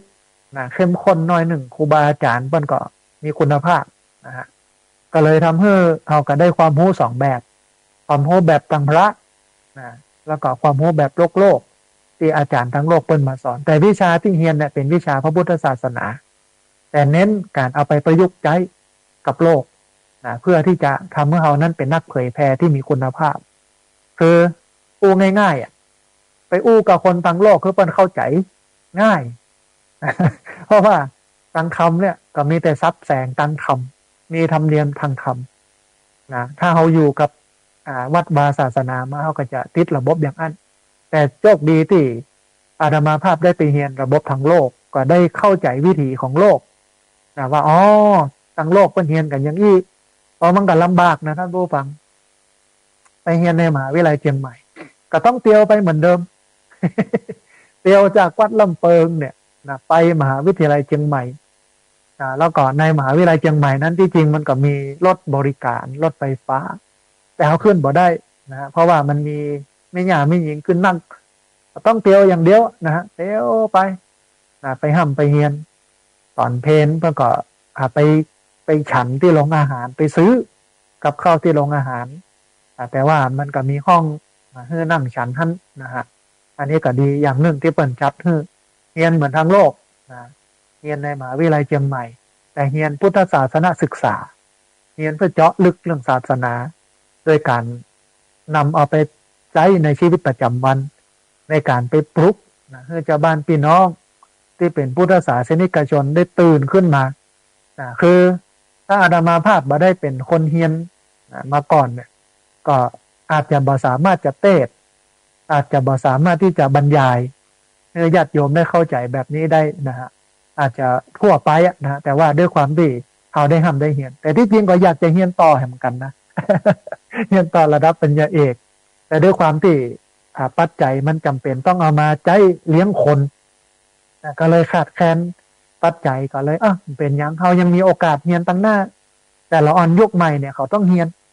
ถ้าเขาบ่เฮียนเนี่ยเขาก็จะมามีวุฒิในการศึกษาเอาไปทำงานเปิดโอกาสให้คนอื่นเฮียนส่งให้คนอื่นเฮียนแทนที่ตัวเก่าจะได้เฮียนนะท่านผู้ฟังอันนี้คือความเสียสละนะถ้าเป็นคนอื่นเนี่ยเพิ่งก็จะเอาตัวเก่าก่อนเนาะเฮียนให้จบจนปริญญาเอกอาตมาภาพก็บ่เอาเฮือละอ่อนเฮือได้เฮียนเนี่ยก่อนก็เป็นที่มาที่ไปอย่างเงี้ยท่านผู้ฟังนะฮะเอาละท่านผู้ฟังขณะนี้ท่านผู้ฟังกำลังติดตามรับฟังรายการธรรมพิวัตรอันเป็นรายการวิทยุเพื่อการเผยแผ่พระพุทธศาสนาส่งเสริมการศึกษาและพัฒนาสังคมรายการนี้ครับผิดชอบโดยอาตมาภาพพระสาธิตธีระปัญโยผู้อำนวยการสถาบันธรรมพิวัตรสถาบันเพื่อเผยแผ่พระพุทธศาสนาส่งเสริมการศึกษาและพัฒนาสังคมรายการนี้ออกอากาศทุกวันอังคารในเวลา 5:00 ไปจนถึง 7:00 เมื่อเจ้าผ่านทางสถานีวิทยุในเครือข่ายสถานีวิทยุคลื่นสีขาวพระเจ้าประชาซึ่งมีอยู่หลายคลื่นหลายสถานีหลายจังหวัดออกอากาศผ่านทาง Facebook ไลฟ์ซึ่งเป็นไลฟ์สดของสถานีวิทยุวัดฝ่ายหิน บันทึกเทปเอาไปออกอากาศผ่านทางสถานีวิทยุเพื่อการศึกษาและพัฒนาอาชีพ Radio Network FM 99.50 เมกะเฮิรตซ์ของวิทยาลัยเทคนิคกฟผแม่เมาะทุกวันศุกร์ตั้งแต่เวลา 8 โมงเมื่อเจ้าเป็นต้นไปบันทึกเทปเอาไปออกอากาศผ่านทางเพจของสถาบันธรรมาภิวัตรซึ่งช่องทางสุดท้ายตั้งหลังนี้ท่านผู้ฟังสามารถ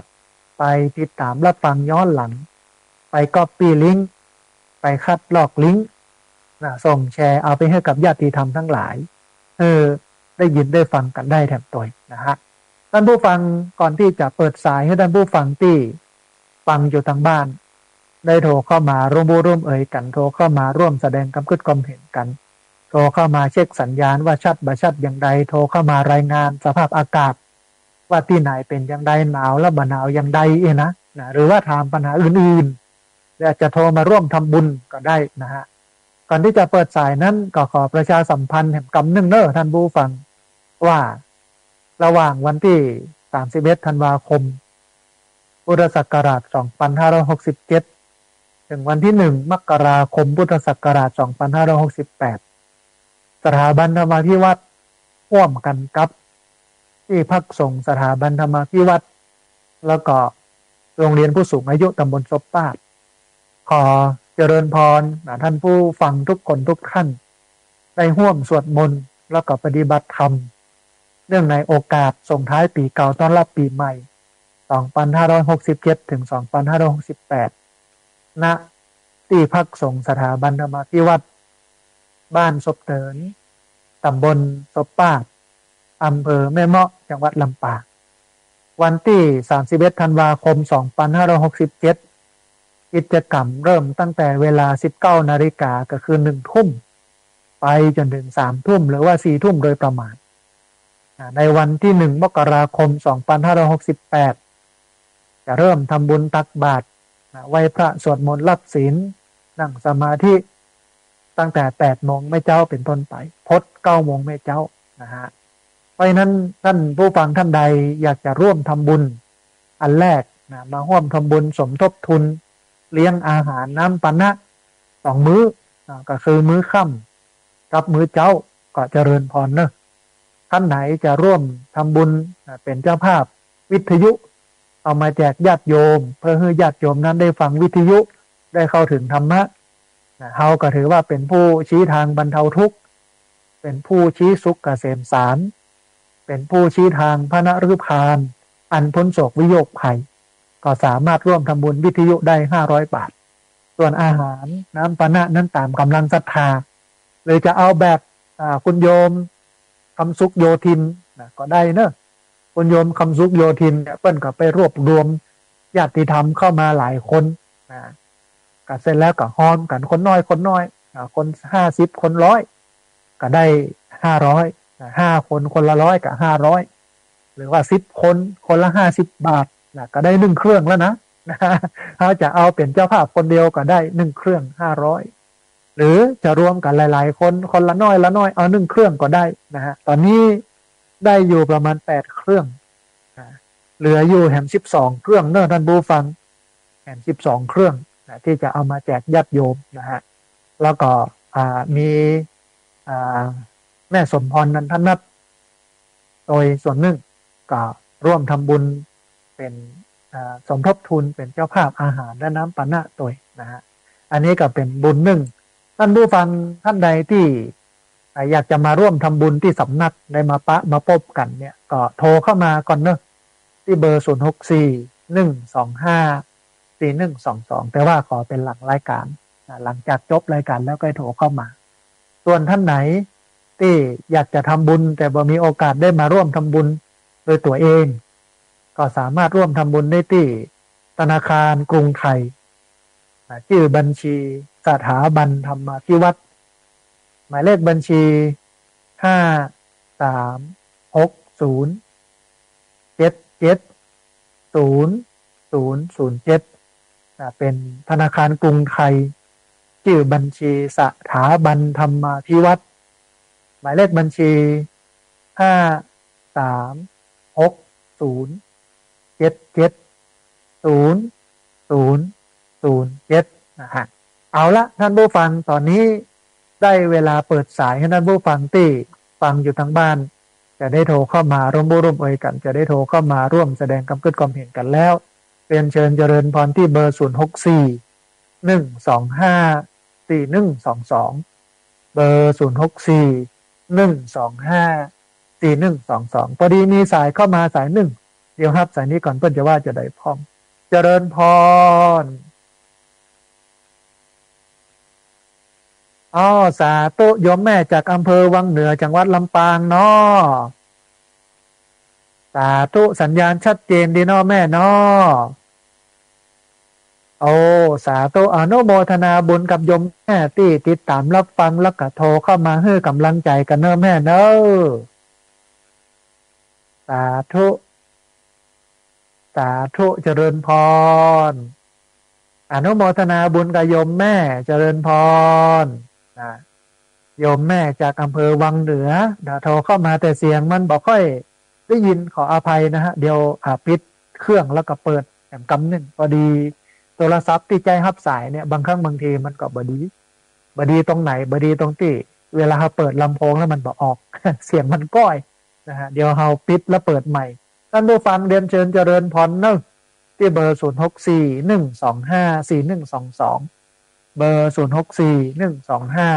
0641254122โยมก็จมกันนะว่าเวลาจบรายการแล้วโทรเข้ามาพระอาจารย์บอกค่อยครับนะฮะมันมีสองปัจจัยท่านผู้ฟังที่บอกค่อยครับหนึ่งบอกมีเวลาเพราะว่าอาตมาบ่ได้อยู่บ่ได้ ยากการทำงานตลอดนะฮะแล้วก็สองกลัวว่ามันเป็นแก๊งคอเซ็นเตอร์ถ้าเบอร์บังฮู้จักเนี่ยบาหันชื่อเนี่ยแต่จะเพื่อดีนะโทรมาตังไลน์ตังเฟซนะฮะที่เบอร์เฟซเบอร์ไลน์ท่านมันถึงจะได้ถ้ากะหันหน้าละหัวว่าเป็นไผอันนั้นอู้ได้ตลอดเวลาพอดีมีสายก็มาแถมสายหนึ่งเดี๋ยวฮับสายนี้ก่อนเพื่อจะว่าจะได้พ้องเจริญพรกรรมประกาศครับอาจารย์อ๋อสาธุลุงคำบ้านห้วยการบ้านห้องละปูนเนาะครับวันนี้สัญญาณเป็นไดพ้องลุงคำสัญญาณดีครับชัดเจนดีครับโอ้ชัดเจนดีเนาะหนาวแล้วก็บ้านห้วยการยังครับหนาวแน่นอนเนี่ยบอกเย็นนอนลำปางแม่เหมาะนี่เย็นแล้วนะต้องใส่หมวกใส่เสื้อผ้าตุ้มแล้วเนอะโอ้อนุโมทนาบุญกับลุงคำเนอะครับมาไม่ได้มาแล้วครับโอ้สาธุชื่นใจพี่น้องบ้านห้วยการเปิ้นฟังกันอยู่เนาะครับฟังกันนั่งแต่ไม่ได้รู้ครับโอ้สาธุเจริญพรไปตันพี่น้องบ้านห้วยการบ้านห้องหล่อปูนเนอะสาธุเจริญพรสายที่สองนะฮะลุงคำสีที่เขื่อนบ้านห้วยการบ้านห้องหล่อปูนนะฮะเรียนเชิญเจริญพรนะท่านผู้ฟังเนอะตอนนี้เปิดสายแล้วที่เบอร์0641254122เบอร์0641254122พอดีมีสายเข้ามาสายหนึ่งเดี๋ยวครับสายนี้ก่อนเพื่อนจะว่าจะได้พ้องเจริญพรโอ้สาธุโยมแม่สัญญาณเป็นไดพ้องวันนี้ทางแอปชัดเจนทั้งแม่วางอัลมาทูเรดิโอนะชัดเจนเจ้าโอ้สาธุบ่ต้องห่วงเรื่องแม่วางเนาะหนาวแล้วเนาะปันอีเนาะแล้วเมื่อคืนผมก็เย็นเช้าก็ได้โอ้ยังได้กะรักษาไม่พอยังสวดข้ามคืนอยู่นะทางนี้นะอ๋อตั้งปุ้นบนสวดข้ามคืนเนาะแม่เนาะโอ้อนุโมทนาบุญกับแม่ปีนี้ก็เลยอันลดเอาเกิงเดียวบ่เอาข้ามคืนเพราะคนเท่าหนาว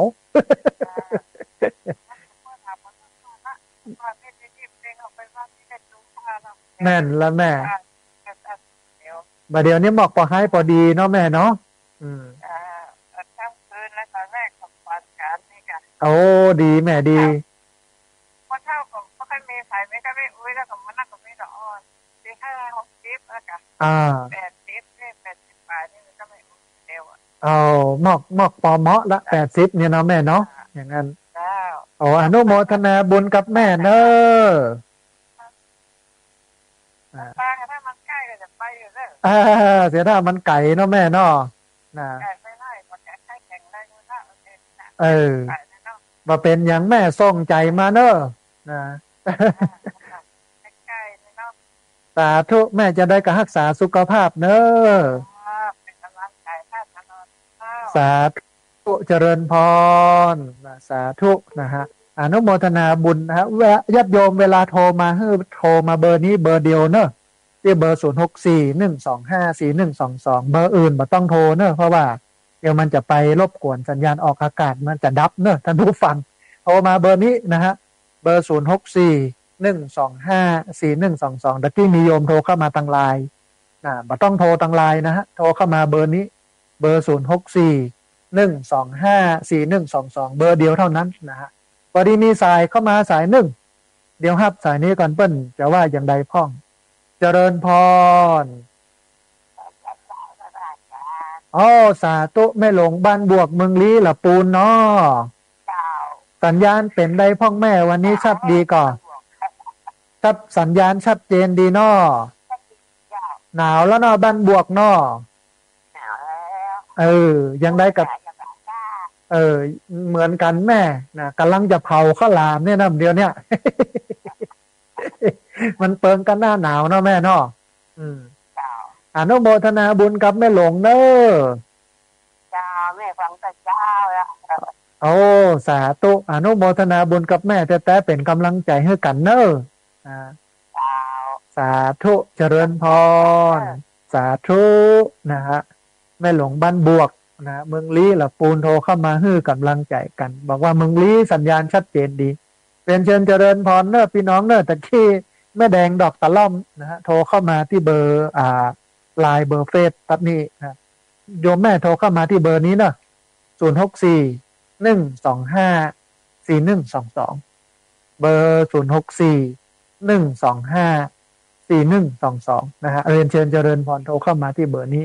เวลาเลยแหมประมาณสัก40นาทีท่านผู้ฟังได้แหมหลายสายอยู่เนอะมีสายที่โทรเข้ามาแล้วบ่ได้ฮับอยู่ประมาณ13สายตอนนี้นะญาติโยมที่โทรเข้ามาแล้วบัดติดโทรเข้ามาแล้วบ่ได้รับสายโทรเข้ามาใหม่เนอะที่เบอร์0641254122เบอร์0641254122เบอร์นี้เบอร์เดียวเท่านั้นนะฮะพอดีมีสายเข้ามาสายหนึ่งเดี๋ยวฮับสายนี้ก่อนเปิ้นจะว่าอย่างไรพ้องเจริญพร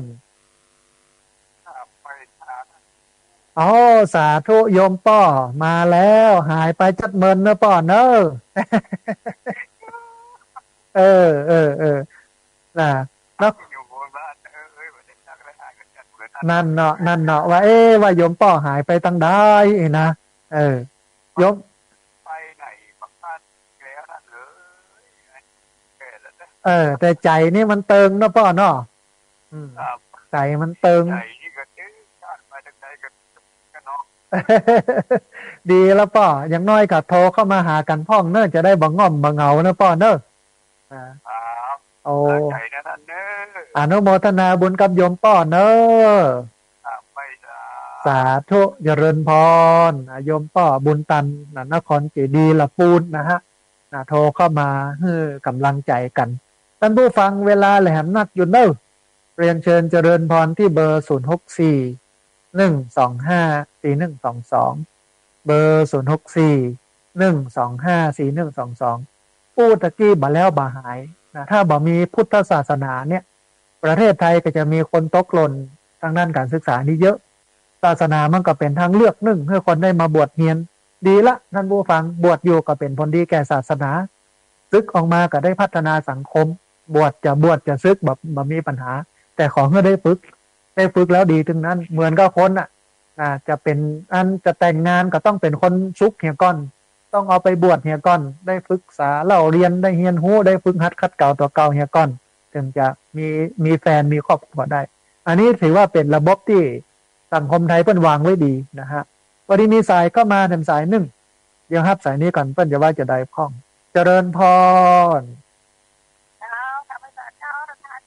อ๋อสาธุแม่คำนวณแจ้ซ้อนเมืองปานลำปางเนาะ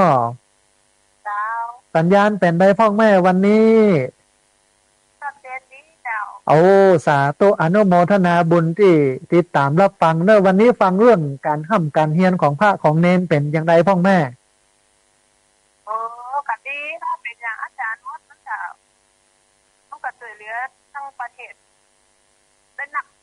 อ่า โดยใจ คนอื่นคนจะคิดเหมือนอาจารย์ว่านะคะ มันจะเกิดเหมือนกันนี่ก็ไอ้เนาะเรายังไม่ได้ยังว่าจังสมณตะวันน่ะถ้าเป็นออนอย่างนั้นมดนี่มันก็มีโอกาสเนาะแม่นแต่มันก็ละอ่อนบ่เดียวนี่ซ้ำบ่เหมือนละอ่อนบ่เก่านะ เรา อู ว่าละออนเก่าอย่างบ้านแม่ที่เป็นตอนเป็นละออนแม่เป็นคนไข้ของพระราชินีเนาะเปิดเอาทุนเปิดว่าทุนพระราชทานมันจะเงี้ยมาถึงไหนก็ได้เอาเขาเนี่ยฉันอยู่ดีอายุ50อาจจะแก่นะอยากก็ปล่อยในหมู่บ่ฮู้ไปทางใดเนาะปล่อยอยู่ตั้งภาคใต้บ่อ๋อเสียดายเนาะโยมแม่เนาะน่ะค่ะเสียดายแต่ถ้าบ่มีศาสนาเนี่ยเนนก็จะบ่ได้เรียนนะคนก็จะตกระบบการสื่อสารนักอันนี้ก็เป็นความดีของศาสนาส่วนหนึ่งที่มาช่วยพัฒนาคุณภาพชีวิตของคนตัดนี้เนาะแม่เนาะเจ้าแม่นนะเจ้าอนุโมทนาบุญกับแม่จันนักเนอะเจ้าภาวนาขอเขาเก็บอย่างอีมดเขาเก็บประจำเลยหนักมากมันจะเป็นกุศลมันจะเป็นประโยชน์เนาะแม่เนาะนะเจ้าสาธุแม่เจริญพรสาธุยมแม่คำนวณเจ้าซ้อนเมืองปานลำปางนะฮะเวลาแหลมประมาณ28 นาทีท่านผู้ฟังได้หลายสายเนอะเรียนเชิญเจริญพรที่เบอร์0641254122เบอร์0641254122พอดีมีสายเข้ามาสายหนึ่งเดี๋ยวฮับสายนี้ก่อนเพื่อนจะว่าจะได้พ่องเจริญพรสาธุคุณโยมแนะนำตัวน้อยแม่เหรียญชาตามาแล้วแม่เหรียญชาทายุเนาะแม่เนาะสาธุอนุโมทนาบุญกับโยมแม่ที่ทำบุญมาร่วมวิทยุนะแม่เนอะได้แล้วแม่ได้ละตะวานี่ไปเช็คบัญชีพอดีบัญชีนี่มันเป็นบัญชีของสถาบันซึ่งมันบักขึ้นในโทรศัพท์ต้องไปเช็คที่ธนาคารอย่างเดียวโยมแม่แต่ว่านี่เปิ้นบอกว่าเข้าแล้วเนาะแม่เนาะ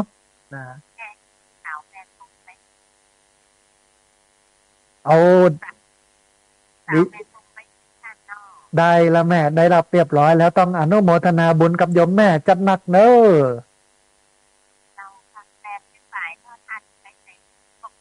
เอายังต้องรักษาสุขภาพแม่ยังอยู่ได้แหมเมินถ้าเขารักษาสุขภาพเนาะแม่เนาะกินไปตานไปเนาะแม่เนอะนะเอาดีแม่ดีเฮาก็กินกับตานกับวัดท่านเนาะมันใกล้กันท่านเนาะแม่เนาะถ้ามีเวลาก็ไปทำที่อื่นพ่องตามกำลังศรัทธาส่งไปจังปัญหาสงสารของ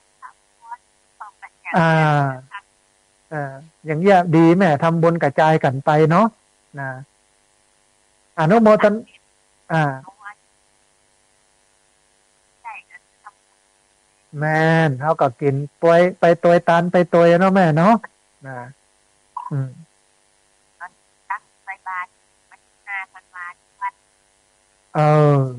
ดีแม่ดีทำบุญไปเตอะมันบ่เสียหลายจักได้สบายต่อไปหน้าอนุโมทนาบุญกับแม่จันนักเนอ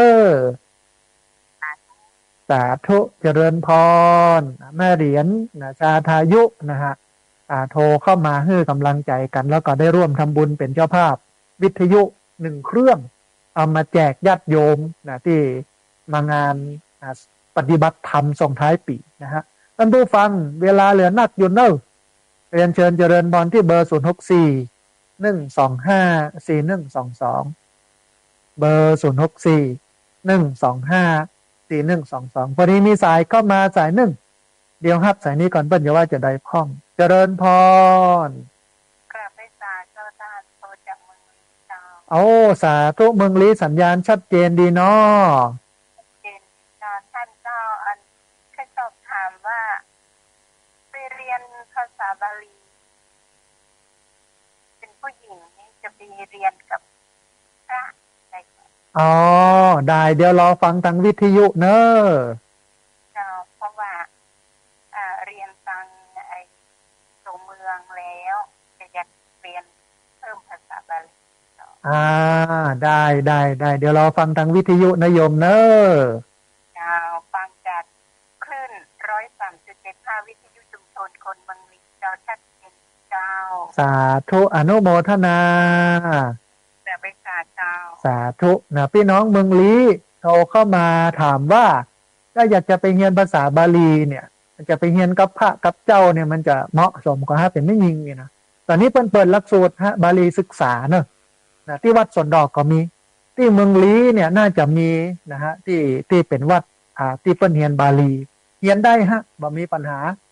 เพราะว่าการศึกษานั้นมันเรียนได้ทุกรูปแบบในสมัยตะก่อนนะพระก็เป็นครู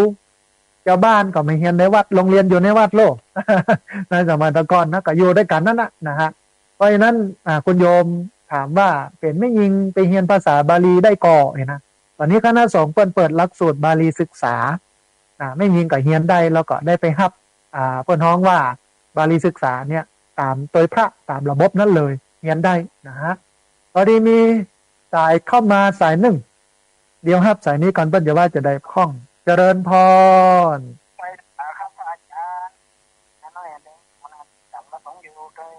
เอาสาตัวป้อนานมาแล้วสัญญาณเป็นได้พ่องป้อที่เมืองน่าน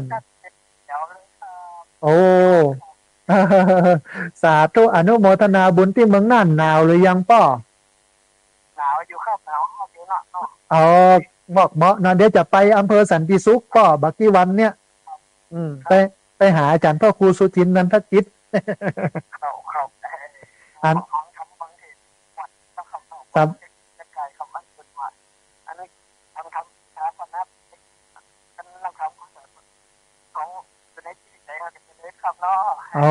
อนุโมทนาบุญกับป้อจันนักที่โทรเข้ามาให้กำลังใจกันเนอะ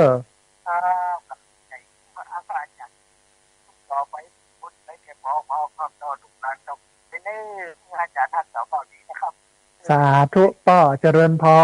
รสาธุสาธุนะป้อนานประเสริฐนาแดงนาน้อยจังหวัดน่านโทรเข้ามาให้กำลังใจกันพี่น้องที่ติดตามรับฟังอยู่เนอะ8จังหวัดภาคเหนือตอนบนเชียงใหม่ละปูนลำปางแป้น่านพะเยาเชียงรายแม่ฮ่องสอนตลอดจนถึงฟังทั่วประเทศฟังทั่วโลกผ่านอันไลฟ์สดเฟซบุ๊กของสถานีวัดฝ่ายหินโทรเข้ามาเนอะที่เบอร์064-125-4122เบอร์064-125-4122พอดีมีสายก็มาสายหนึ่งเดี๋ยวครับสายนี้ก่อนเปิ้นจะว่าจะได้พ้องเจริญพร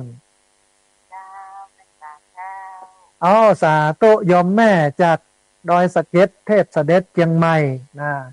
สัญญาณเป็นได้พ้องแม่วันนี้สัญญาณชัดเจนดีเท่าวันนี้นะบ่ต้องถามถึงอากาศเนาะถ้าจะเย็นเจ็บมานะที่หั่นนะ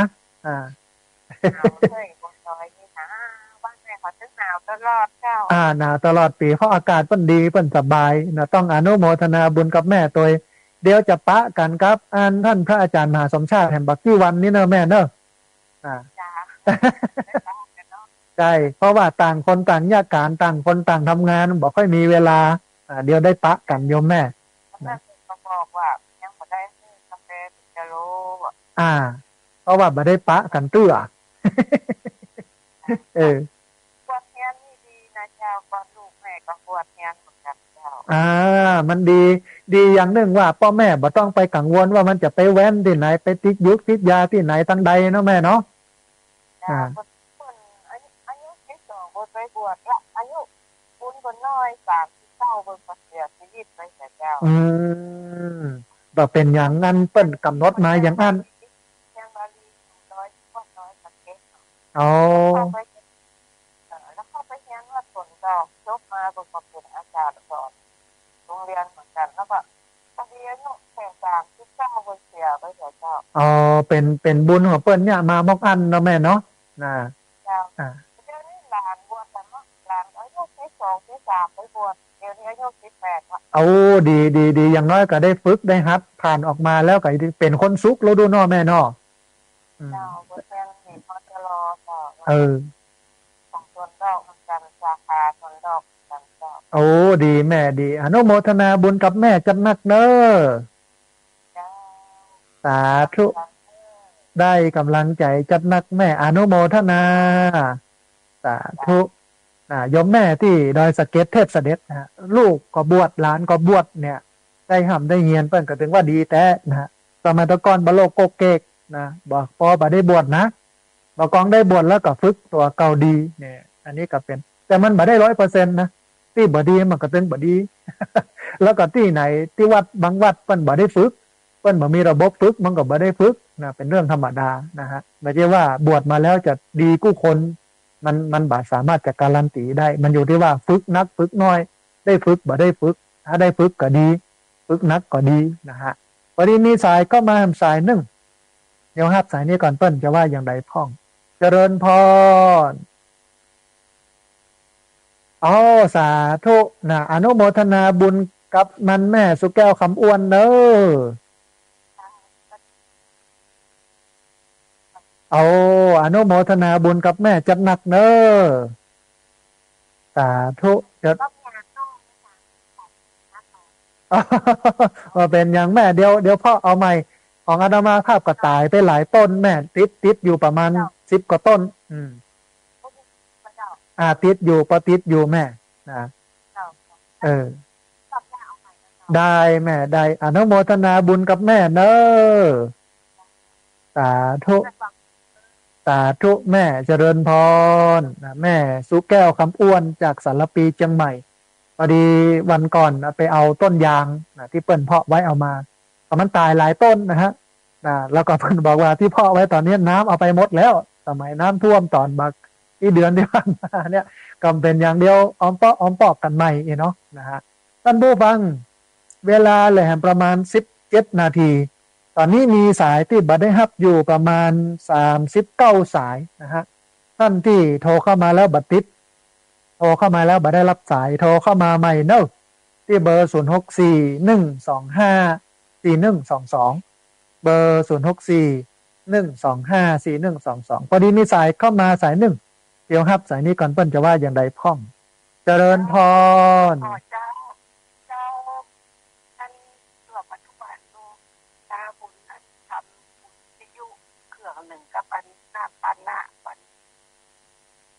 โอ้สาธุโยมแม่เดียววันจบรายการแล้วโยมแม่โทรเข้ามากำหนึ่งเด้อจ้าเอาสาธุอนุโมทนาบุญกับแม่เนอสาธุเอาละมีเจ้าภาพวิทยุแห่งเครื่องหนึ่งตอนนี้เป็น9 เครื่องเหลือแห่ง11 เครื่องท่านผู้ฟังแล้วก็ได้ร่วมทำบุญน้ำปานะตัวอาหารตัวต้องอนุโมทนาบุญกับแม่แต่ว่าหลังจากจบรายการแล้วเดี๋ยวค่อยโทรเข้ามาหลังจากจบรายการแล้วสัก5 นาทีไปเข้าห้องน้ำทำกิจธุระส่วนตัวให้ก่อน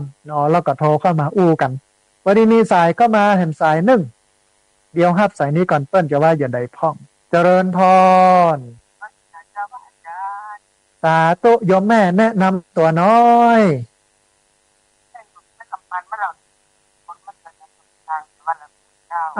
จำได้โยมแม่สัญญาณชัดเจนดีก่อ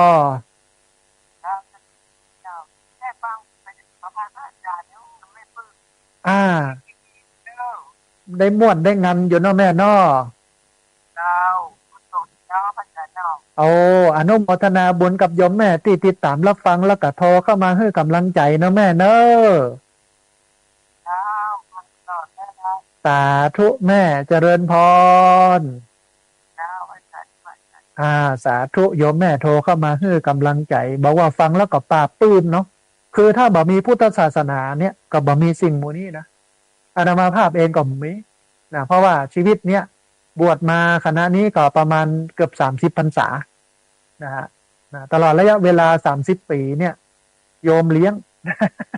ใส่ข้าวใส่น้ำดูแลวัดวากุฏิที่อยู่อาศัยถึงวันนี้ทำงานใจนิยมนะฮะทำงานไปนะใจนิยมเผยแผ่ศาสนาไปสอนคนไปใจนิยมนะเพื่อโยมที่ทำบุญกับเฮาเนี่ยได้มีบุญได้กุศลเอาก็ทำตัวเป็นเนื้อนาบุญเวลาเปิ้นได้ฮื้อเข้าฮื้อน้ำเฮาครบเฮาฉันเฮาก็ศึกษาทำปฏิบัติทำเผยแผ่ทำไปพอดีมีสายเข้ามาทำสายหนึ่ง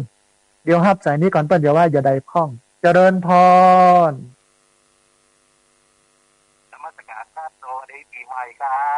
บ สาธุมาแล้วแฟนพันธุ์แท้ สัญญาณเป็นได้พ่องโยมเสียงดังฟังชัดดังไก่ครับเนาะชัดเจนเนาะแม่ลินเป็นได้พ่องโยมหนาวหรือยังโอ้หนาวมากเลยครับเนาะโอ้หนาวมากครับเปิ้นอยู่ในดอยนะก็เลยเย็นนะโยมเนาะนะเย็นขนาดครับเนาะอย่างใดก็รักษาสุขภาพเน้อป้อเน้อท่านสวยนะครับสาธุโยมป้ออนุโมทนา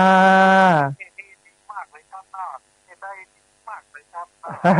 อย่าไปละไปลืมติดตามรับฟังกันเน้อป้อเน้อผมติดตามตลอดเลยครับเนาะสาธุสาธุเจริญพรสาธุนายโยมป้อจากอำเภอแม่ริมนะแฟนพันธ์แท้ติดตามรับฟังรายการประจำนะฮะท่านผู้ฟังเวลาเหลือประมาณ10 ปลายนาทีได้ที่เบอร์0641254122เบอร์0641254122ท่านใดอยากจะร่วมทำบุญเป็นเจ้าภาพนะวิทยุแล้วก็เป็น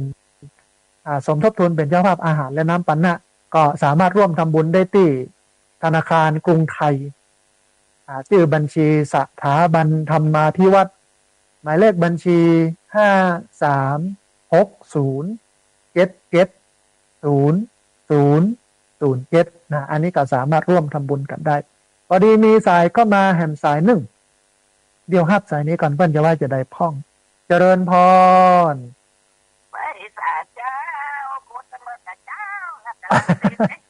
สาธุแม่จันเดือนใสเวียงตะการสันปะตองต้องขออภัยโยมแม่พอดีเพิ่นฟังกันนักกันหลายโทรเข้ามาเยอะโยมแม่ตลอดเลยนะอากาศเป็นได้พ่องแม่สันปะตองโอ้สบายมันอย่างที่สุดปีสุดแรงเลยมันเย็นม่วนเนาะแม่นะรับเหมาะเนาะนอนม่วนประหยัดไฟตัวสัญญาณชัดเจนเนาะแม่เนาะชัดเจนดีเจ้าอันเรื่องเนนเรียนหนังสือเนี่ยแม่เป็นอย่างใดพ่องกึดอย่างใดพ่องโอ้ไปทางนี้มันดีพ่อแม่ที่เปิ้นสามารถจะส่งไปถ้ามันมีตอนนี้นี่ก็มันจะตกหล่นหนักอยู่เนาะแม่นละอันนี้ก็เป็นทางออกของเปิ้นทางหนึ่งคือเปิ้นได้มาห้ำมาเฮียนเนาะแม่เนาะดีมันเปิ้นมีวินัยมันอย่างก็นะไปตรงนี้ได้นี่แม่ว่าดีนะเป็นกุศลมากเพราะว่ามันฝึกหลายเรื่องตัวเนาะแม่เนาะอย่างนั้นน่ะความอดทนตัวฝึกประหยัดตัวถ้าอยู่ทางนอกเนี่ยบ่ได้ฝึกแต่ว่าอยู่นี่เนี่ยได้หลายอย่างทางนอกนี่ก็ก็เดี๋ยวก็จะเอาลูกเครื่องเอาคือนอนแล้วแม่พ่อแม่นอนบ่หลับแหละถ้าเป็นเนรในวัดเนี่ยนอนหลับสบายมันไปไหนลูกเนาะแต่ว่ามาเข้าบ้านพ่อแม่นอนบ่หลับไปอยู่ทางนอกไหมแม่นบวชแล้วกับกุมป่อกุมแม่เนาะอนุโมทนาบุญกับแม่จันเดือนใสเนอะสาธุเจริญพรแม่จันเรือนใสเวียงตะการสันปะตองเชียงใหม่นะฮะก็ไม่ใช่ว่าบวชแล้วจะดีทุกคนท่านผู้ฟังมันก็มี20%ที่บ่ดีนะฮะเพราะว่าอย่างหนึ่งเป็นเฉพาะตัวของเปิ้นอันที่สองเป็นเพราะระบบวัดนะวัดบางวัดเนี่ยบ่ได้ฝึกมัวแต่พระเนนมาเช้าเอนเพนนอนบ่ายพักผ่อนค่ำจำวัดดึกสังงัดมาแอบซัดมาม่ามันบ่ได้ฝึกแต่ถ้าฝึกก็ตื่นเจ้าตี 5ตื่นล้างหน้าล้างตาแปรงฟังทำวัดสวดมนต์ปัดกวาดเก็บถูมาสนทนาทำมาเฮียนหนังสือวันค่ำอีนะเนี่ยการทำงานปลูกพักคักไม้ท่านเองนะอย่างเงี้ยมันจะเป็นประโยชน์แต่ว่าถ้าบ่ได้ฝึกแล้วก็ลำบากนะฮะพอดีมีสายก็มา1 สายเดี๋ยวฮับสายนี้ก่อนเพื่อจะว่าจะได้พ่องเจริญพรนมัสการเจ้าพระอาจารย์สาธุอันคุณโยมสัญญาณชัดเจนดีเนาะสาธุต้องอนุโมทนาบุญกับคุณโยมที่ติดตามรับฟังแล้วก็โทรเข้ามาให้กำลังใจกันเนอะสาธุเจริญพรสาธุนะคุณโยมนะฟังประจำแล้วโทรเข้ามาให้กำลังใจกันตลอดต้องอนุโมทนาบุญกับคุณโยมตัวเนอะเวลาเหลือแห่งประมาณ10 กว่านาทีท่านผู้ฟังเรียนเชิญเจริญพรที่เบอร์0641254122 เบอร์0641254122พอดีมีสายเข้ามาสายหนึ่งเดี๋ยวรับสายนี้ก่อนเปิ้นจะว่าจะได้พ่องเจริญพรนมัสการค่ะอาจารย์สาธุคุณโยมแนะนำตัวเนาะนกรกมลจ้าอยู่ตำบลหนองหานอำเภอตุกใจเชียงใหม่จ้ะเอาสัญญาณชัดเจนดีเนาะแม่เนาะชัดเจนเลยจ้ะอาจารย์แม่จะบุญอันที่อาจารย์จะทำอะไรนั่นนะไม่ปัญญาปฏิบัติธรรมปีใหม่ถ้าลูกว่างไม่จะให้โอนเข้าไปเนาะได้หมายเลขแล้วจ้ะได้แม่ถ้าโอนมาแล้วแม่โทรมาบอกกำนึงเนอะจ้ะแม่ก็อยากได้ลายพระอาจารย์จ้ะเวลาเผื่อทำบุญอะไรจะได้ถ้าโอนไปแล้วจะได้ส่งสลิปให้เห็นจ้ะได้แม่ได้เดี๋ยวหลังจากจบรายการแล้วได้จะได้บอกกับโยมแม่เนอะค่ะสาธุ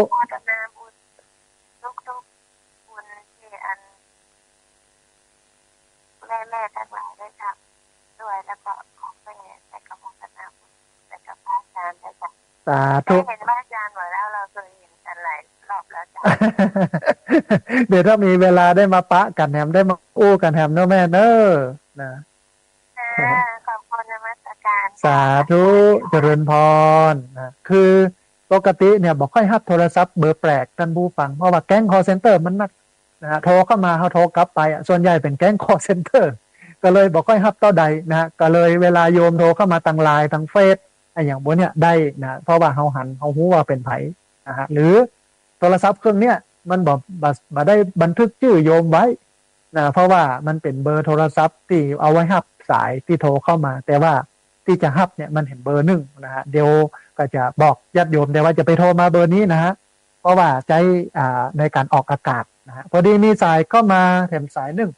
เดี๋ยวครับสายนี้ก่อนเปิ้ลจะว่าจะได้พ่องเจริญพรสาธุโอ้สาธุอนุโมทนาบุญกับแม่ที่บัลละบ่ลืมกันเนอะลูกกันแม่ก็ได้บวชนะเจ้าได้ปฏิบัติธรรมได้บวชห้ามบวชเฮียนเนี่ยมันก็ดีเนาะแม่เนาะนั่นเนี่ยก็พ่อบวชเฮียนเนาะแม่เนาะโอ้ดีอนุโมทนาบุญเป็นกุศลของแม่เนาะอยู่ละบุญกับโอ้ดีแม่ดีต้องอนุโมทนาบุญกับแม่แล้วก็การบวชการสาของลูกแม่ตัวเนาะที่ทำให้ได้ดิบได้ดีเนาะแม่เนาะลูกแม่ก็ชัดเจนเลยจ้ะเนี่ยมันเป็นประโยชน์ศาสนามันทำให้คนได้เจริญเติบโตเนาะนะฮะอนุโมทนาบุญกับแม่เนอะสาธุเจริญพรหันก่อท่านผู้ฟังเนี่ยได้ลูกบวชแล้วนะได้ตอนนี้เป็นพันตรีนะพันตำรวจตรีเพราะว่าการบวชเนี่ยมันเป็นการสร้างแต่ว่าณปัจจุบันนี้ก็น่าห่วงเพราะว่าคนบอกค่อยบวชละอ่อนมันบอกค่อยชอบระบบนะฝึกต้องตื่นเจ้าต้องมีระเบียบวินัยต้องโน่นนี่นั่นนี่นะมันบอกว่ามันย่อยอยู่บ้านให้แม่เลี้ยงดีกว่าถึงวันนี้เป็นอย่างนั้นนะเลี้ยงลูกบุจักใหญ่สักเตื้อท่านผู้ฟังเลี้ยงมันว่าจนตายว่าเอากันจนตายนะฮะมันเหมือนสมัยตะก้อนนะเมื่อเปิ้ลปลาตัวเก่าได้แล้วเปิ้ลก็มาเลี้ยงเขาแต่ประเดี๋ยวนี้อาจจะหวังกันละอ่อนได้น้อยนะอันนี้ก็เป็นเรื่องหนึ่งที่เราต้องมากึดกันพอดีมีสายก็มาทำสายหนึ่งเดี๋ยวครับสายนี้ก่อนเปิ้ลจะว่าจะได้ข้องเจริญพรเจริญพรเจริญพรเจริญพรเจริญพรเดี๋ยวขออนุญาตตัดสายนี้นะพอดีเจริญพรไป3 รอบแล้วบอกสงสัยเพื่อนไทยจะบอกกดบอกตันนะฮะท่านผู้ฟังเวลาแหลมประมาณสัก 4-5 นาทีเรียนเชิญเจริญพรที่เบอร์064-125-4122เบอร์064-125-4122เรียนเชิญเจริญพรได้โทรเข้ามาร่วมเอ่ยกันโทรเข้ามาร่วมแสดงกับเกิดความเห็นกันวันนี้ได้อู้กันถึงเรื่องการศึกษาของพระเนรแล้วก็บอกว่าเป็นโอกาสของคนที่ตกหล่นในระบบการศึกษาเพราะว่าบ่มีสตังค์นะได้มาห้ำมาเฮียนนะจนเป็นผู้รักผู้ใหญ่นะเป็นคนเกื้อกูลต่อสังคมนะถ้าบ่มีเส้นทางนี้เอาก็บ่ได้คนที่มีคุณภาพ นะพอดีมีสายก็มาสายหนึ่งเดี๋ยวครับสายนี้ก่อนก็จะว่าจะได้พร้อมเจริญพรโอ้สาธุแม่สัญญาณชัดเจนดีเนาะ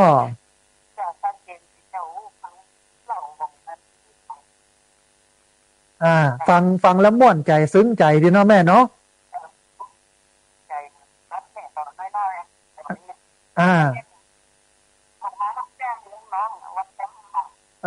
เนี่ยถ้าเป็นไม่ยิงนี่เสียดายโอกาสเหมือนกันนะมันเหมือนป้อจายเนาะแม่เนาะถ้าเป็นป้อจายนี่ปันเอนี่แม่ได้ห่ำได้เฮียนได้ดิบได้ดีแล้วนะโอ้อนุโมทนาบุญกับแม่เนอะสาธุนะโยมแม่จากเวียงป่าเป่านะฮะป่างิ้วเนาะท่านผู้ฟังเวลาเหลือ2 นาทีเรียนเชิญเจริญพรที่เบอร์ 0641254122 เบอร์ 0641254122 เรียนเชิญเจริญพรได้โทรเข้ามาร่วมบูร่วมเอ่ยกันโทรเข้ามาร่วมแสดงกำกึศความเห็นกันนะฮะพอดีมีสายเข้ามาสายหนึ่งเดี๋ยวครับสายนี้ก่อนเปิ้นจะว่าจะได้พร้อมเจริญพรสาธุโยมแม่สายทองเนาะอ๋อแม่โบผินขออภัยโยมแม่สัญญาณเป็นใดพ้อง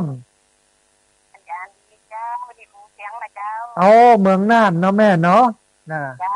อันแม่บัวผินนามสกุลอะไรยังก็นามสกุลเรือนแก้วเจ้าแม่บัวผินเรือนแก้วอยู่ภูเพียงจังหวัดน่านเนาะแม่เนาะเจ้าโอ้อันเมืองน่านนี่หนาวแล้วเนาะแม่เนาะเหมือนกันเนอะแม่เนอะต้องดูแลสุขภาพเนอะเจ้าสาธุแม่เจริญพรเจ้าสาธุนะแม่บัวผินนะจากอำเภอภูเพียงจังหวัดน่านโทรเข้ามาให้กำลังใจกันนะฮะท่านผู้ฟังเหลือเวลา1 นาทีเรียนเชิญเจริญพรที่เบอร์ 0641254122 พอดีมีสายเข้ามาสายหนึ่งเดี๋ยวครับสายนี้ก่อนเพื่อจะว่าจะได้พร้อมเจริญพรไปฝากเจ้าแม่ทานตาเทียบป่าไม้แดงเลยสักนิดยังใหม่นะจ๊ะโอ้สาธุสัญญาณวันนี้เป็นใดพ่องแม่โอ้ยกว่าแม่จะมาติดแม่ไม่ได้สั่งสุดทางเนี่ยมันบอกว่าจะมาเปิดบริการยังมาเปิดบริการตลอดแล้วเนี่ยผมว่าแม่สงสัยใส่โดนอาจารย์บล็อกเบอร์แม่ไว้แล้วบัดใจโทรเปิ้นโทรเข้ามากันนักโยมแม่นะเวลาโยมบันโทรเข้ามากันนักเนี่ยเขาจะโทรไปมันบ่ติดอาจารย์เจริญพรแล้วจอมมันมาเกิดลูกวันนี้แล้วก็ดูแลมันคือมันมี2 บ้านนะพระอาจารย์หน้าบ้านแม่กับบ้านหน้าบ้านแล้วดูเมื่อวันที่28-29เนี่ยตอนที่28เนี่ยมันมาวันกับ2 คืนแล้วมันมาแม่ก็ว่าต้องแม่กำลังเลี้ยงมันกำลังหน้าใหญ่แต่ปกติแม่จะมาฮักแมวเลยอาจารย์ไอ้มาเจอไอ้รุ่นไอ้ข้องแม่จะฮักมันมากแม่ดูแลมันนะแต่สุดท้ายวัน29มันข้ามมาหักเขาวางยามันตายกับแม่หมดเลยอะพระอาจารย์ก็อย่างอี้โยมแม่เวลามันมีน้อยเนาะ1ถ้าเราเลี้ยงได้ก็เลี้ยงแต่ถ้ามันใหญ่ขึ้นมาสักน้อยถ้าเราก็สามารถบอกกล่าวพี่น้องญาติโยมนะคนทั้งหลายเอาไปช่วยกันเลี้ยงได้โยมแม่ก็ได้อยู่2 กรณีแต่ว่าถ้าจะไปปล่อยละไปขว้างเนี่ยมันก็ยังได้อยู่เนาะแม่เนาะเลี้ยงก่อนแรกหน้าบ้านมาเอาไปหมดเลยเลี้ยงแมวไว้ก่อนแมวมันคบมันอบอุ่นแต่มันไม่อยู่กับแม่ก็คือกลางคืนมันไปนอนพุ้นกลางวันมันมากินกับแม่ก็บอกว่าแม่ก็เลยมาฮักเลยผูกพันกับมันเนี่ยก็มาฆ่ามันกับมันย่างมันนะถ้าแม่ได้ยินแล้วว่า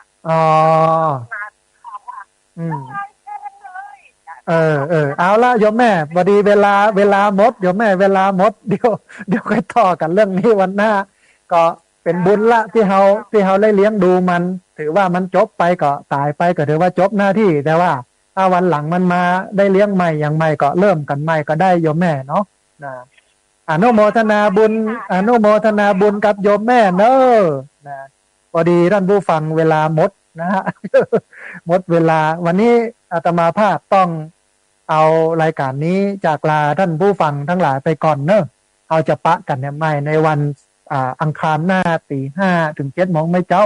แล้วก็วันเสาร์ 8 โมงถึง 9 โมงในรายการเดียวกันและคือรายการธรรมาภิวัตน์วันนี้ต้องกราบขอบพระคุณครูบาอาจารย์พระเถรานุเถระครูบาสังฆะที่เคารพอย่างสูงทุกรูปอนุโมทนาบุญกับญาติโยมที่ติดตามรับฟังแล้วก็ญาติโยมที่โทรเข้ามาตลอดจนถึงอนุโมทนาบุญกับเจ้าหน้าที่ที่รับสัญญาณเอาไปออกอากาศส่งกระจายเสียงให้ญาติโยมทั้งหลายได้ติดตามรับฟังวันนี้สัพพะพุทธานุภาเวนะด้วยเดชเดชะอนุภาพของพระพุทธเจ้าสัพพะธรรมานุภาเวนะด้วยเดชเดชะอนุภาพของพระธรรมเจ้าสัพพะสังฆานุภาเวนะด้วยเดชเดชะอนุภาพของพระสังฆเจ้าสัทธาสุธีพระวันตุเตขอความสุขความเจริญในธรรมจงบังเกิดมีแด่บรรดาศรัทธาสาธุชนทุกคนทุกท่านตลอดกาลเป็นนิจเทินจะเริญ